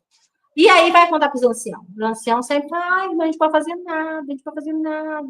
Chama a polícia, porque chamar a polícia para ele, não, a organização não tem como conversar com ele. Não, a gente não pode se meter, esse é problema de vocês. Aí foi 3 anos assim, eu só chorando, por 3 anos eu comecei, aí eu vim para Barbacena, que lá é Lafayette, né? Eu voltei para Barbacena. Em Barbacena eu peguei e comecei no campo. Falei, não, agora você é de pioneira, porque aí eu esqueço esse negócio de marido, né? Não tá dando carinho, deixa pra lá isso. Comecei como pioneira, fiquei um tempo de pioneira. E quando foi, eu tinha uma irmã, que eu gostava muito de sair com ela, ela foi designada a pioneira especial. Aí eu falei, pronto, agora não tem mais com quem sair, porque as outras irmãs, a fofocaiada, né? Vocês já sabem, vocês comentam aí, é verdade. Né? A fofocaiada danada, só vai no campo para fofocar. Eu não gostava de fofoca, eu gostava dessa irmã que ela conversava no caminho, hoje a gente ia vendo texto bíblico, como é que a gente vai ajudar aquela irmã, aquela pessoa, aquele estudante, vamos citar esse texto, vamos citar aquele outro. Então a conversa era toda espiritual no caminho, entre nós duas. Se eu fosse trabalhar com outra pessoa, já era complicado, a pessoa era outros assuntos que me fazia mal. E aí eu falei, quer saber? Eu vou arrumar um filho, que aí quando meu filho crescer, eu vou ser pioneira com ele, pronto. Aí fui arrumar meu filho, né? Claro que ele não queria. Mas aí, no final, eu peguei e falei, você não quis? A médica falou que eu não posso ter filho. Aí ele falou assim, por que você não pode? Você pode sim. Eu falei, não, ela falou que eu tenho que fazer tratamento primeiro, eu não vou fazer tratamento para engravidar. Aí ele pegou e falou assim, não, você vai ver se vai ou não vai. Eu sei que era um problema, mas na verdade era um problema que eu tinha no útero. Realmente eu fiz o tratamento e logo depois eu engravidei. Eu engravidei com meu filho com 3 aninhos, né? Com 3 aninhos. Aí volta os problemas da infância. Volta os problemas da infância. Porque eu entrei em depressão com as coisas todas, né? E aí sempre voltava o problema da infância. Só que quando eu estava no campo, eu tentava não pensar naquilo, né? Só que com meu filho com 3 aninhos, ele estava me tratando de uma forma muito estranha. Não sei porque eu comecei a ter depressão. E aí eu acabei entrando em contato com a família do Rio. Entendeu? Eu acabei entrando em contato com a família do Rio. Porque eu encontrei com eles num congresso. Olha que loucura. Encontrei com eles num congresso, no Rio de Janeiro, aquele congresso no Maracanã. Eu acabei escrito, vi o nome da congregação, que eu era na infância, escrito. Aí eu lembrei do nome, falei assim, aquela é minha congregação. Aí eu lá, eu vou encontrar com eles, então eu fico dando óculos procurando a congregação até achar eles. Quando eu achei, eu falei com a tia, e falei com quem estava lá, ai, cadê a Carla? Ah, a Carla desanimou, eu vou ter que ir lá, eu vou conversar com ela para me animar de novo, para Jeová, não sei o quê, aquela cegueira, né? Aí fui entrar em contato com a Carla. Aí eu falei, Carla, e teu irmão continua abusando das pessoas, das crianças? Não, que isso, ele te amava. Era amor verdadeiro, não era isso que você está pensando. Aí eu ficava assim, será? Será que ele me amava? Será que é verdade? Não. Aí eu fiquei, será que eu tive ódio dele à toa? Será que ele não era abusador? Olha, mexeu com a minha cabeça. Aí eu fiquei assim, então eu tinha que falar para ele, de Jeová, não sei o quê. Eu fiquei assim, gente, pô, mas ele me fez mal. E tá falando para ela que é amor, eles estão acreditando tudo nisso aí. Que ele me amava, sendo que ele estava me abusando. Aí eu fiquei assim, sabe, com aquilo na cabeça. Aí eu vi a revista que fala, se você tiver, não sei o quê, você tem que entrar em contato com o seu abusador. Aí eu falei assim, gente, será que eu teria que olhar na cara dele? Será que ele me viu que eu era uma criança? Ele falava para todo mundo que era amor aquilo. E as pessoas pensavam que tinha amor naquilo. Eu ficava assim, sabe? Eu tenho que falar para ele, eu era uma criança. Quando eu peguei, cheguei no marido e falei, olha, eu vou encontrar com o meu abusador. Se você disser que não, eu a separo e vou. Por quê? Porque isso está mexendo muito com a minha cabeça há muitos anos. Eu tenho que fazer isso. Não precisa se preocupar com isso, não. Eu vou com você. Tá, você entendeu? Então, você entendeu, né? Não, eu entendi. Vou com você. Tudo bem, então. Você vai comigo? Vou. Então tá. Aí eu peguei, fui e fui encontrar com o abusador, conforme a revista manda. Você vá, porque você tem que perdoar, porque você tem que, quem sabe, você pede perdão, né? A revista Sentinela, que os irmãos até colocaram lá, e eu falei assim, gente, era essa mesmo que falava. Eu encontro o seu abusador. Aí, fui. Cheguei lá, lógico, né? Ele falou, tô doente, tô aí, se você vai pro seu velório. Né? Pro seu velório. Que lindo. Tá morrendo? Que legal. Por que você não tem dinheiro? Por que você não compra um coraçãozinho para você? Assim que eu falo para ele, compra um coraçãozinho, você não tem dinheiro. Você não abusava de mim? Você não fez isso tudo comigo? Você achou que ia acabar com a minha vida? Você ia acabar com o meu casamento? Que eu não ia casar? Que eu ia ser isso e aquilo? Porque eu lia na revista, né? Que a pessoa vira isso, vira aquilo. Então, eu falei assim, eu devo virar alguma coisa aí, né? Graças a Deus ele conseguiu. Aí eu pensei, contei tudo para ele, né? Que eu estava muito feliz, alegre, contente, sendo que eu não estava. Mas lógico que eu não ia falar que não estava. Ainda mais que não é abusador. Eu falei que tá ótimo. Aí tá. Acabei de conversar com ele. Falei, tipo, meu marido, você fica ali só um pouquinho, perto, próximo. E aí, quando eu te chamar, você vem. Aí eu tinha colocado toda a raiva pra fora. Toda raiva. Sabe? Tinha castigado. Aí, na hora que meu marido chegou perto de mim, falou assim, e aí? Vocês decidiram, vocês vão ficar juntos? Eu só regalei o olho e falei assim, gente, o que ele tá falando? Tá acabando comigo. Eu praticamente tô entregando na mão do cara. Tá doido ele? Que ficar junto. É abusador. Falei, não entendeu ainda que é um abuso? Eu só fiquei assim, olhando pra cara dele, assim, assustada. O quê? Ficar junto? Como assim? Aí ele falou assim, não, imagina, você tem uma família linda, vocês têm que ficar juntos, não sei o quê. Deu uma pitadinha também, né? Aí, beleza. Eu vou pra casa, tá? Tchau. Morra. Não consegui perdoar. Então, aí devia estar muito ruim, né? Eu não consegui perdoar a hora nenhuma. Só que aí eu voltei para casa, né? E aí, quando eu voltei, eu falei com meu marido, olha, eu falei para ele, nosso tratamento tá bom, mas não tá, não. Vamos dar um jeito de melhorar isso? Vamos, sei lá, fazer uma coisa diferente? Ele, tá, vamos fazer uma viagem, então. Né? Primeiro, ele queria ficar lá, na cidade. Não, vou morar aqui. Porque eu gostei muito da sua família, me trataram muito bem, vou morar aqui. Aí eu doida para ir embora de lá. Gente, eu quero ir embora daqui. Era um abusador, eu quero distância desse povo. E ele, não, vamos ficar aqui é muito bom, a família aqui é muito boa, vamos morar aqui. Aí eu peguei e falei assim, tá. Porque a congregação estava precisando, realmente estava. Aí eu pensei assim, pela congregação, vamos ficar. Né? Eu não queria ficar, mas pela congregação eu vou ficar. Mas eu cheguei a falar para ele que eu não queria. Eu cheguei a falar para ele que eu não queria ficar lá. Mas eu falei assim, se eu ficar falando que eu não quero, ele vai falar assim, por que você não quer, né? Eu falei, não, tá, vamos ficar, não vai fazer. Fiquei bem distância desse povo, mas tudo bem. Fiquei um tempo lá morando, nesse lugar, sem trazer móvel nem nada. A gente alugou uma casinha, uma kitnet, pegamos umas roupas, uns móveis velhos, que as pessoas ajudavam a gente. Era ajuda, diz que eles estavam ajudando, mas era lixo mesmo, eles davam para a gente ajudar. Diz que estavam me ajudando. E eu tinha meu móvel todo montado em casa, minha casa toda pronta, montada, não sei se dá para ver aí, né? A porta ali, bonitinha, né? Dá para ver? A porta lá atrás, né? Bonitinha, né? Então, larguei isso aqui tudo para ficar lá num kitnetzinha para ajudar a congregação. Aí, no final das contas, eu falei assim, não, vamos voltar para a Barbacena e tal. Aí, conseguimos voltar para a Barbacena. Aí, depois, eu falei, ó, o casamento não tá legal, vamos fazer alguma coisa. Eu falei assim, vamos fazer uma viagem. Eu falei, tá bom, vamos fazer uma viagem, então. A viagem foi para Rio das Ostras, né? Aí, tinha lá a Pasta da Baleia, tá maravilhoso, tal. A gente ia para lá. Só que no caminho, o que aconteceu? Uma irmã virou e falou assim: Ô, Viviane, a minha mãe está morrendo nesse lugar, nessa mesma cidade que você vai. Então, vamos para Rio das Ostras. Não, mas é perto lá de Rio das Ostras. Vamos lá, eu te mostro a cidade, qualquer coisa você fica lá na casa dela, eu achando que era uma casa. Aí vocês não vão precisar nem ficar em hotel, vocês me ajudam, eu ajudo vocês e tal. Aí chegou lá, tinha morrido mesmo, a moça. E aí, cadê clima para lua de mel, né? Zerou, acabou, lua de mel, ficamos só cuidando dos trâmites lá, da mulher que morreu e tal coisa. Aí tinha um sobrinho dela lá, que ela disse que era doente mental, porque sofreu um acidente, e ele ficava olhando para mim com aquela carona assim, parecendo doente retardado mesmo, e eu pensava, tadinha, doente mental, perdeu a mãe, morrendo de pena dele.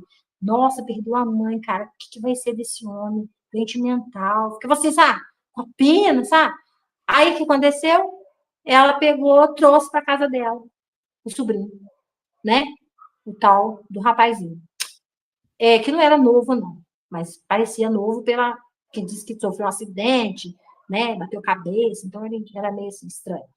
Aí tá, trouxe para cá para a congregação. E aí eu vim, todo mundo veio, no final das contas, não teve de mesma coisa, nenhuma, não resolveu o problema do casamento, e continuou a mesma coisa do casamento. Eu falei assim: quer saber, Gabriel? Já falei para você que assim não dá. Se for ficar assim, eu vou me separar. E aquele irmãozinho, aquela pessoa indo lá na reunião, ficava assim em mim, o tempo todo. Entendeu? O tempo todo. Aí eu falei assim: isso aí vai dar bote. Vai dar bote, porque eu vou pedir para separar. Esse menino não para de olhar para minha cara, eu vou ter que conversar com ele para parar de olhar na minha cara na reunião. Né? Aí eu falei: ó, tô indo lá, na casa de Fulana, falar com Beltrano. Tá ouvindo? Se eu me separar de você, eu não quero conversa fiada com meu nome. E fica esse menino me olhando, isso aí vai ficar ruim para mim. Então, já vou falar para ele parar com isso, entendeu? De ficar me olhando. Tô indo. Ele já sabia onde eu ia, né? Para onde eu ia. Cheguei lá, conversei com ela, falei assim: cadê ele? Tá aí. Eu quero conversar com ele. Vou fazer uma caminhada, vão até ali comigo, vou conversar com você, porque eu também devo conversar sobre a minha vida para todo mundo, né? Só expliquei para ele: ó, eu sou uma pessoa que eu tô servindo Jeová, eu quero servir Jeová, não estou bem no casamento, mas eu não pretendo me casar de novo, nem ter ninguém. Eu estou falando isso com você porque eu tenho muita pena de você.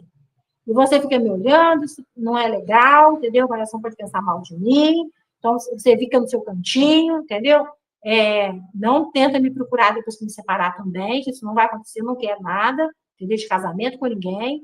Aí ele falou: mas você vai ser infeliz pro resto da vida, você não vai ter direito de ser feliz mais. Eu disse: não tem esse direito, eu só quero ter meu sossego. Não quero viver de aparência, só isso que eu não quero. Quero viver de aparência. Aí ele: tá, pode deixar. Mas eu comecei a chorar. Eu estava nos dias da mulher normal, né?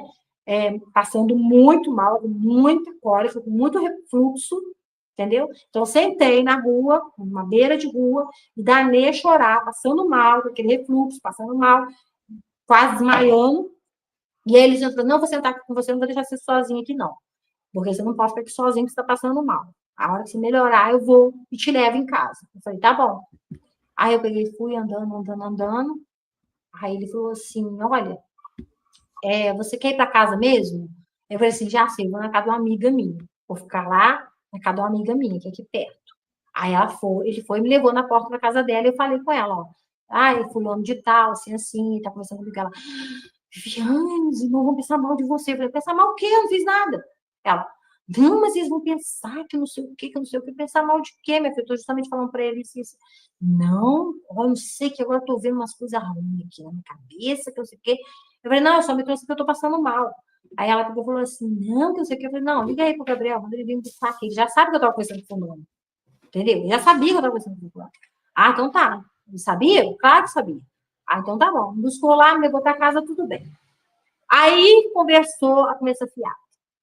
Os irmãos começaram a falar, não sei se a tia dele também começou a falar. Ah, o que vocês ficaram conversando? Vocês ficaram lendo Bíblia? O que você estava falando? Não sei o quê. Começou a conversa fiada. Eu falei, pronto, o pessoal gosta de uma conversa fiada, né? Gosta de uma conversa. Importante é minha consciência, não aconteceu nada, não tem nada a ver. Só não estava tranquilo, só você está tranquilo, só não fez nada, não tem nada de errado? Beleza, tranquilo, você se tranquilo. Então, ele passou, aí eles pegaram e falaram, ó, Viviane, você nunca mais converse com fulano. Eu falei assim, nunca mais converse com ele. Por quê? Ele não é um Jeová para estar dissociado?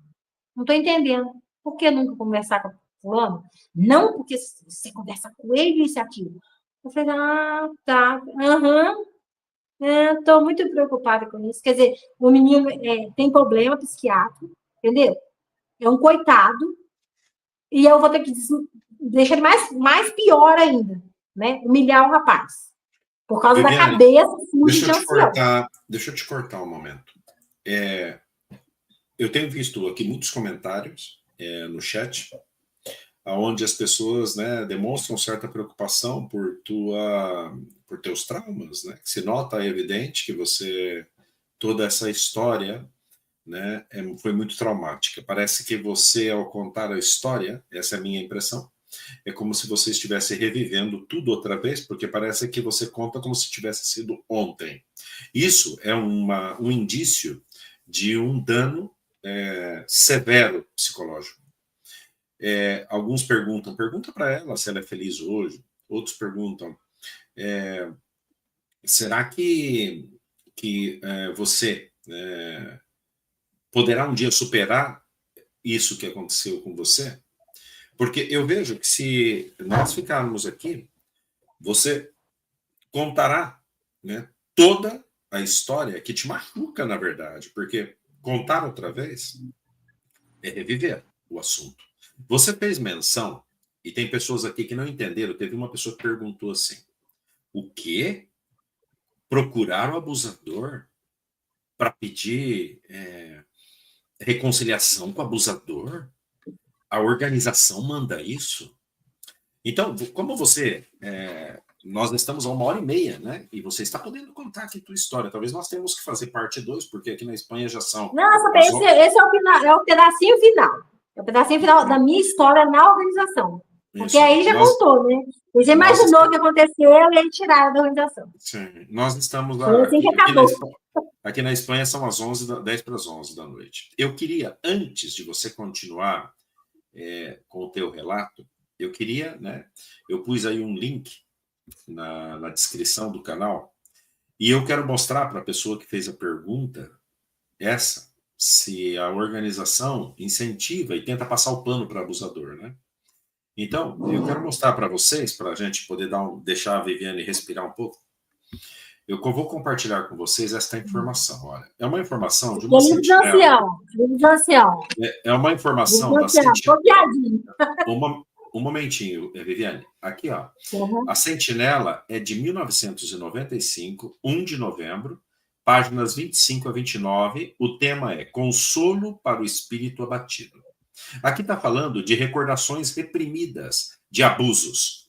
Ou seja, eles estão dizendo que a pessoa que diz que foi abusada, uma criança, por exemplo, é porque essa pessoa pode ser uma ilusão, né? Então diz assim, o que os anciãos podem fazer? Diz assim, vocês estão vendo aí a informação, diz assim, olha, quando os anciãos são procurados por um membro da congregação que esteja tendo recordações, eles põem entre aspas, notem como eles passam o pano para o abuso.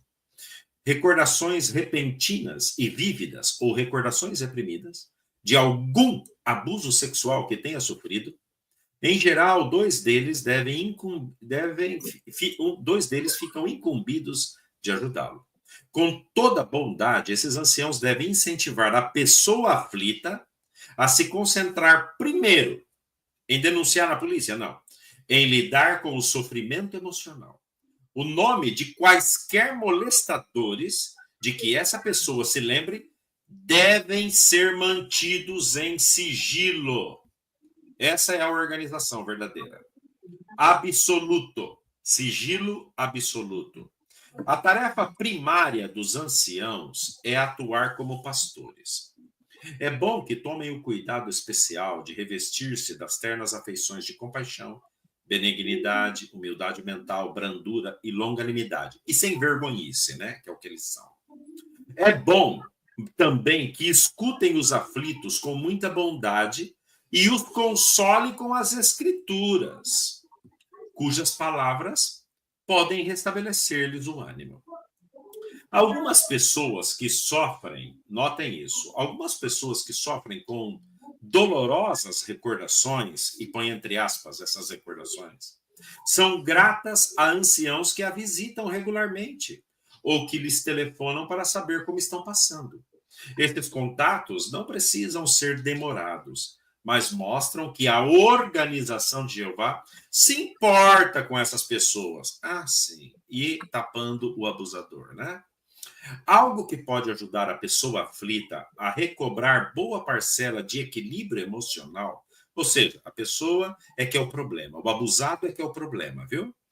É sentir que seus irmãos cristãos, né, lhe querem bem. Agora note, e se a pessoa decidir fazer uma acusação formal, nesse caso, os dois anciãos poderão lembrar-lhe que, em harmonia com o princípio, em Mateus 18:15, ela deverá conversar pessoalmente com o acusado sobre o assunto.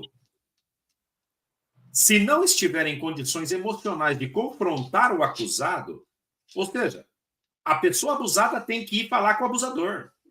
Poderá telefonar-lhe ou enviar-lhe uma carta.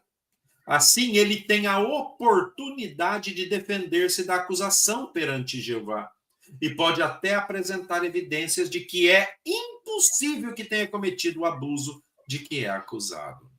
Ou talvez confesse o erro e possa haver uma reconciliação, o que seria muito positivo. Se ele confessar a culpa, os dois anciãos poderão tratar o assunto em conformidade com os princípios bíblicos. Agora notem, se o acusado negar a culpa, os anciãos deverão explicar a quem fez a acusação, a pessoa abusada, que nada mais poderá ser feito em termos judicativos. E a Bíblia e a congregação continuará a considerar o acusado como inocente. A Bíblia diz que é preciso haver 2 ou 3 testemunhas para que uma ação judicativa seja tomada. Mesmo que mais de uma pessoa se lembre de ter sido abusada sexualmente pelo mesmo indivíduo, a natureza dessas lembranças, se não há outras evidências, é incerta demais para servir de base para decisões judicativas. Isso não significa que essas recordações sejam encaradas como falsas ou como verdadeiras. Simplesmente os princípios bíblicos precisam ser acatados ao se resolver um assunto judicativo. E se o acusado, embora negue a transgressão, for realmente culpado, será que ele vai se livrar dessa? De jeito nenhum. A questão de ele ser ou não culpado pode ficar com toda a segurança nas mãos de Jeová. Vão cagar no mato. Bando de salafrário, sem vergonhas, corruptos imorais, criminosos defensores de abusadores. Vão para os quintos dos infernos, vocês com as literaturas de vocês imundas que defendem abusadores. Está dado o meu recado. Viviane, eu pediria que você fosse para a reta final da tua história, do que eles terminaram fazendo com você, para que a gente... E se não puder terminar em questão de 20 minutos ou assim, a gente marca uma segunda etapa. Tá bom? Pode continuar, minha querida. Então, é rápido. Aí o que aconteceu? Eu peguei, tinha conversado com esse ser humano, né? Aí eles falaram para não conversar com ele mais. Beleza. Aí eu tava fazendo caminhada, porque eu estava me sentindo muito mal. E eu comecei a fazer caminhada todos os dias. Numa dessas caminhadas, eu acabei encontrando com essa mesma pessoa no caminho. E eu estava muito mal. Nesse dia eu estava mal, eu queria me matar. Eu queria enfiar debaixo de um carro. Então eu falei com ele, nem chega perto de mim que eu quero me matar. Ele pegou e falou assim, não, calma, você não pode fazer isso, você não pode fazer isso. Eu peguei e falei assim, não, eu quero morrer, minha vida está no inferno, eu quero morrer. Ele falou assim, não, você não vai se matar. Você está vendo o que aconteceu comigo? Aí começou a mostrar o braço, a perna, entendeu? A cabeça, tá vendo a sequela que eu tenho? Isso aqui é acidente, ó. Se Deus não quiser que você morra, tu fica sequelada e tu não morre. Então não vai fazer isso. Então ele ficou me apoiando para que eu não me matasse. Entendeu? Pelas condições que eu já estava emocionais. Porque eu já tinha confrontado com um abusador, não estava bem, né? O meu marido continuava agindo do mesmo jeito, né? Dormindo em outro quarto, né? Eu tentei falar para os anciãos, eles não quiseram me ouvir. Aí, o que aconteceu? Eu acabei conversando com ele desse jeito. E depois ele foi para casa dele. Chegando lá, as pessoas começaram a perguntar, ele falou, não, eu encontrei com a Viviane sim, vocês não têm que fazer isso com ela. Aí eles perguntaram, você encontrou de novo com ele, você conversou com ele? Eu falei, eu encontrei um ser humano, e ele me ajudou.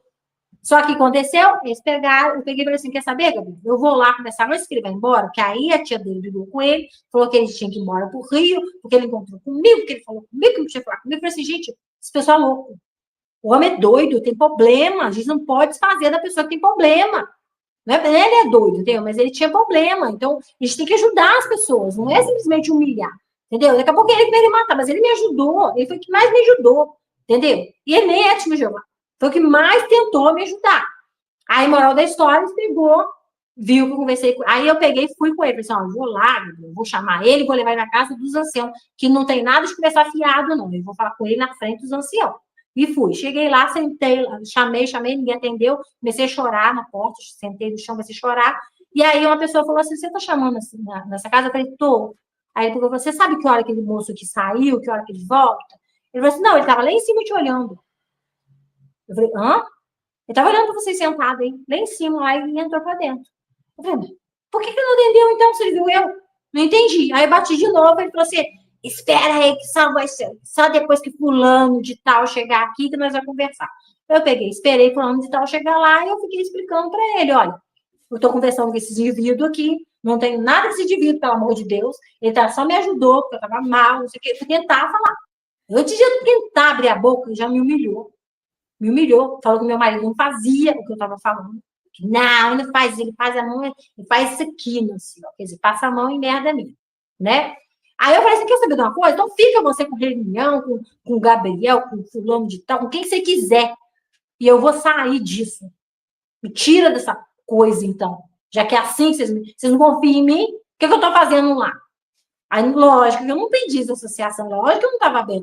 Eu já tinha meus problemas, todos. Meu casamento é uma bosta, entendeu? Eu tinha esse problema com o meu cunhado, que eu queria que ele matar ele, você entendeu? Não estava bem psicologicamente. Só para você ter uma ideia, que quando eu encontrei o abusador, olha que coisa, como é que eu fiquei ruim da cabeça. Fiquei quase birolada da cabeça.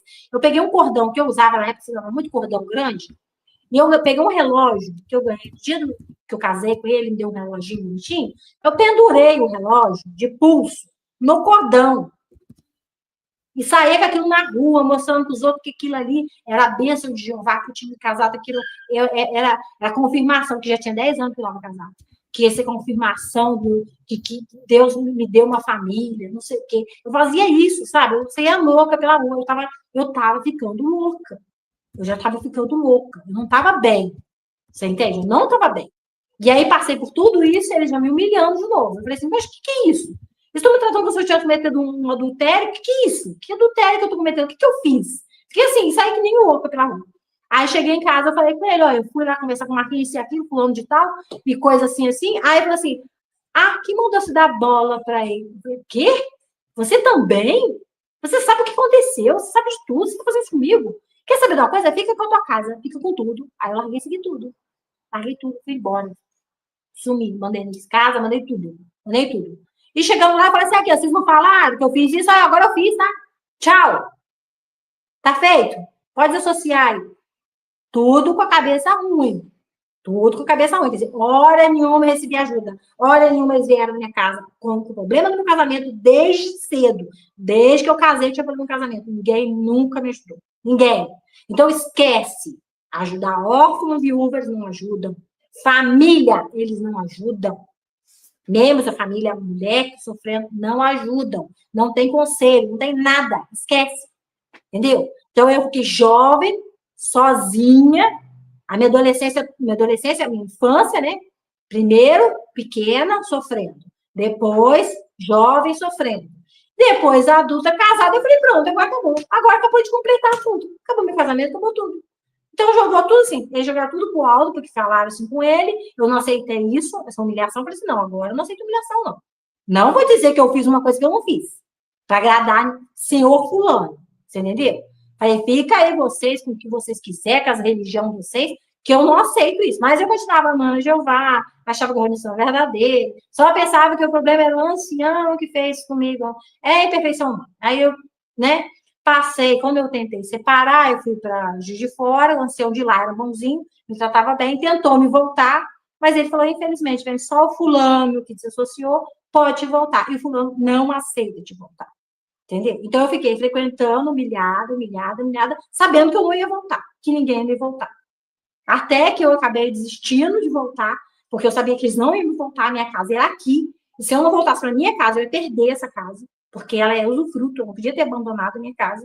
E eu acabei voltando e não consegui entrar no salão mais. Eu não vou entrar no salão. Para ser humilhada. Para que eu vou lá? Quando ele morrer, eu volto, né, velho? Um dia ele vai morrer, eu volto. Era a minha intenção.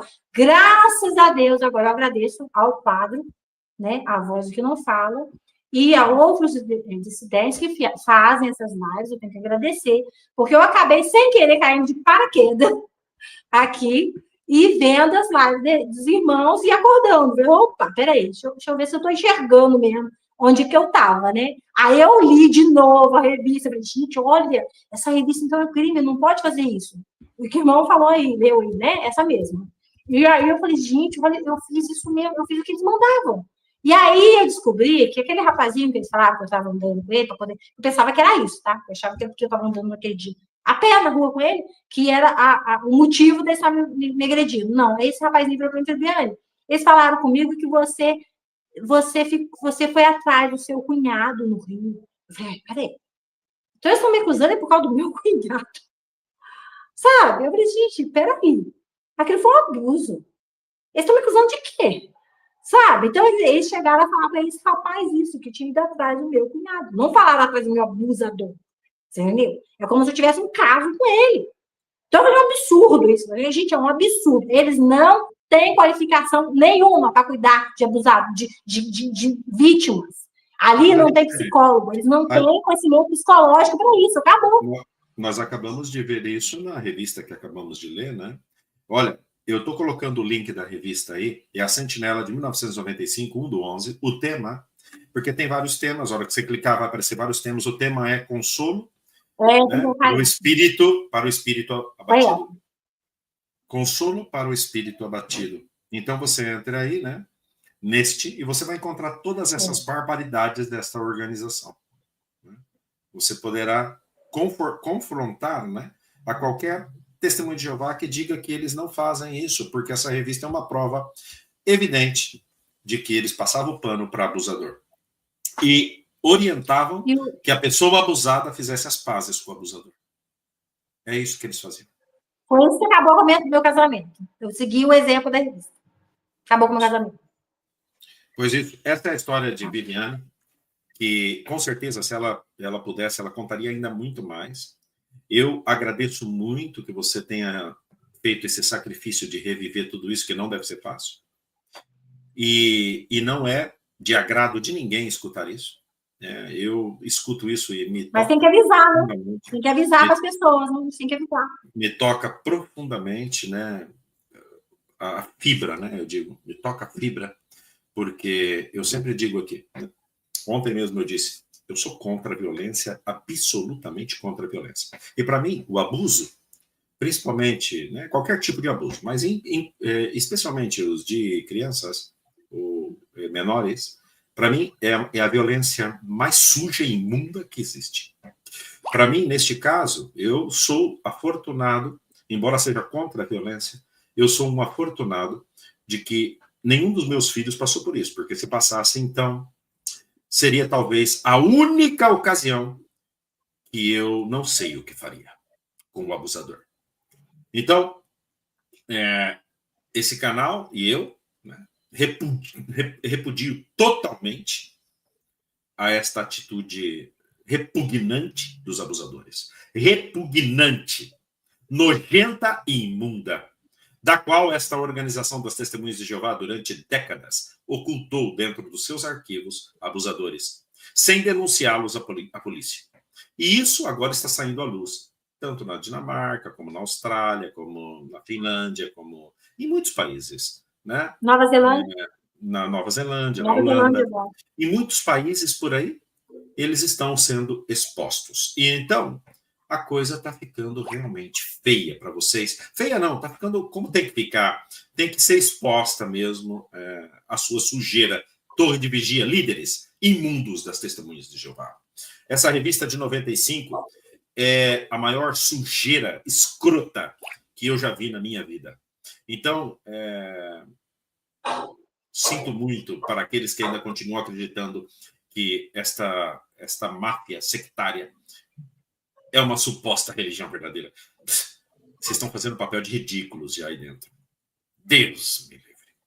Viviane, querida, um beijo no teu coração. Para mim foi um prazer ter você aqui. Espero que você continue lutando e eu espero que você seja feliz. Porque você é uma mulher forte, você é jovem, você é uma mulher bonita, você pode ser feliz e você tem que continuar lutando por isso. Então, vai o meu abraço, meu respeito de todos nós aqui. E este canal é tua voz e tua casa. Sinta-se sempre à vontade de entrar, participar. Sempre vai estar aberto para você esse canal. Tá bom, querida? Tem alguma coisa mais que você gostaria de dizer brevemente? Só que agora eu fiquei descobrindo, que eu acabei de ler agora, o Manual dos Anciãos, que continuou pedindo 2 ou 3 testemunhas, no capítulo 14, pede para você voltar no 12, que pede as testemunhas. Então, continua, 2024, não só essa revista antiga, tá? É o próprio Manual dos Anciãos, 2024. Sim. Tanto aí já viu que não muda, né? Não muda, continua a mesma coisa. Eu recebi uma notícia hoje de que uma testemunha de Jeová jovem, uma mulher, se suicidou aí no Brasil. E por que será? Não é? A pergunta que fazemos é por que será tanto suicídio nas fileiras das testemunhas de Jeová e nas ex-testemunhas de Jeová? Nós orientamos a todos aqueles que passaram por traumas e transtornos mentais que não recorram a isso. Existe vida fora da organização.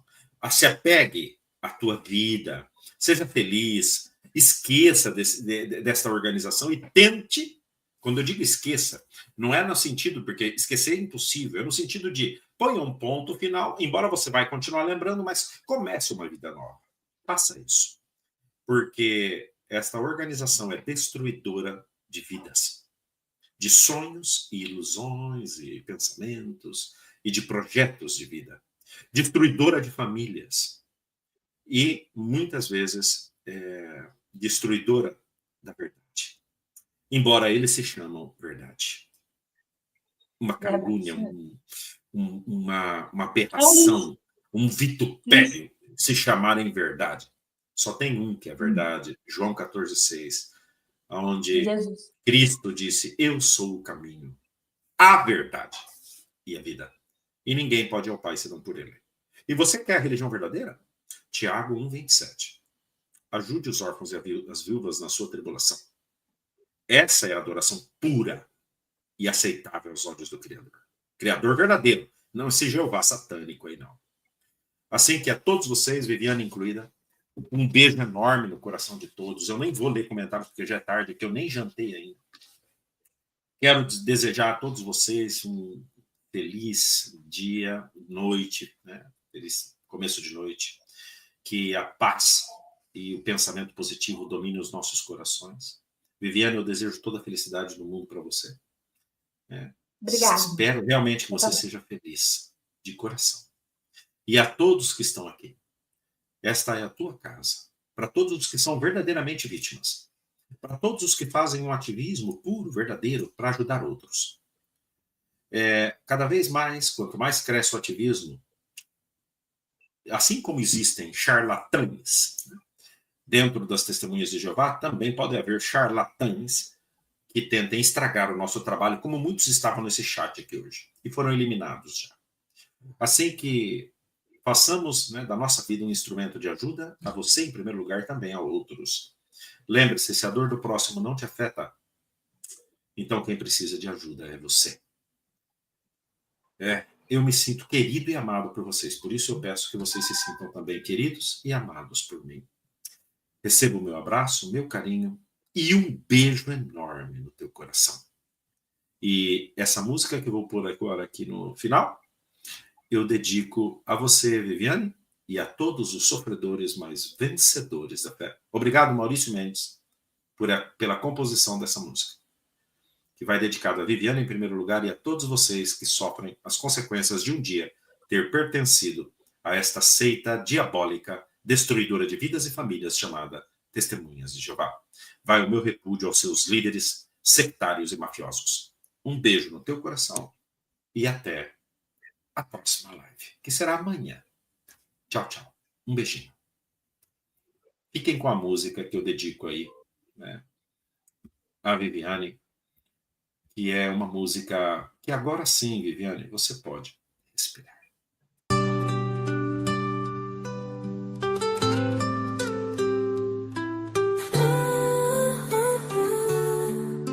Lá no fundo escuro eu vi a luz brilhar. Mentiras caíram, verdades a me encontrar. Sussurros que eu ouvi no silêncio da razão. Deixe para trás a prisão da ilusão. Despertei do sono, eu vi a verdade brilhar. Livre sem medo, eu posso respirar. Palavras vazias, promessas no ar. Agora eu sei quem sou, ninguém vai me calar. Caminho traçado pelos meus próprios pés. Eu sou o meu guia, nada mais me detém. despertei do sono, eu vi a verdade brilhar. Livre sem medo, eu posso respirar.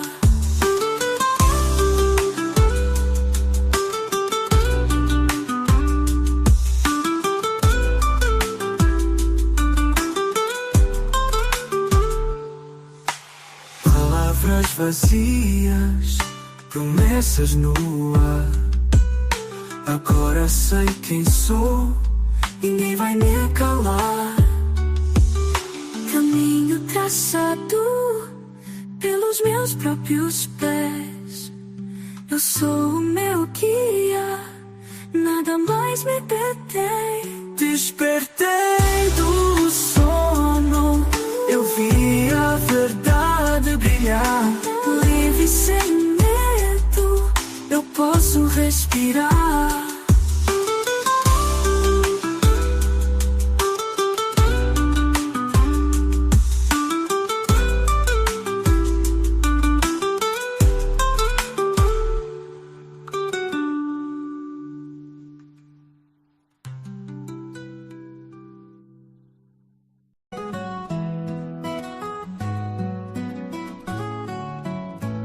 Além das portas, além das regras, eu encontrei a liberdade que anseio. Deixei para trás dogmas e amarras, e agora sou dono da minha própria vida. Além das portas, além das regras, eu encontrei a liberdade que anseio. Deixei para trás dogmas e amarras, e agora sou dono da minha própria vida. As páginas da torre não mais me prendem. A fé cega cedeu espaço à razão. Eu vi luz além das reuniões e decidi trilhar meu próprio caminho. A família e os amigos olham com desdém, mas minha mente se abriu como as asas de um pássaro. Não sou mais refém das profecias e datas. A verdade é minha bússola, meu farol. Além das portas, além das regras, eu encontrei a liberdade que anseio. Deixei para trás dogmas e amarras, e agora sou dono da minha própria vida. A estrada é íngreme, mas a jornada é minha, não mais escondido atrás de um nome. A liberdade é o vento que me impulsiona, e a coragem é meu escudo contra a culpa. Então canto alto e claro para o mundo ouvir que a liberdade é um direito que não posso perder. Além das portas, encontrei meu próprio ser, e a jornada continua sem medo de renascer. Além das portas, além das regras, eu encontrei a liberdade que anseio. Deixei para trás dogmas e amarras, e agora sou dono da minha própria vida.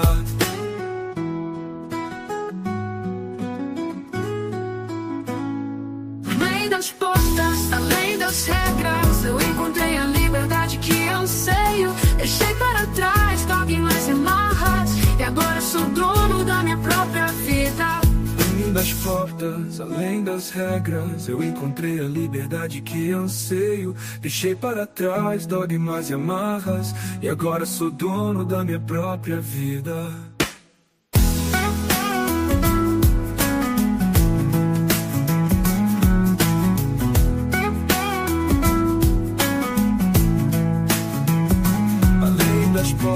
Além das regras, eu encontrei a liberdade que anseio. Deixei para trás dogmas e amarras, e agora sou dono da minha própria vida.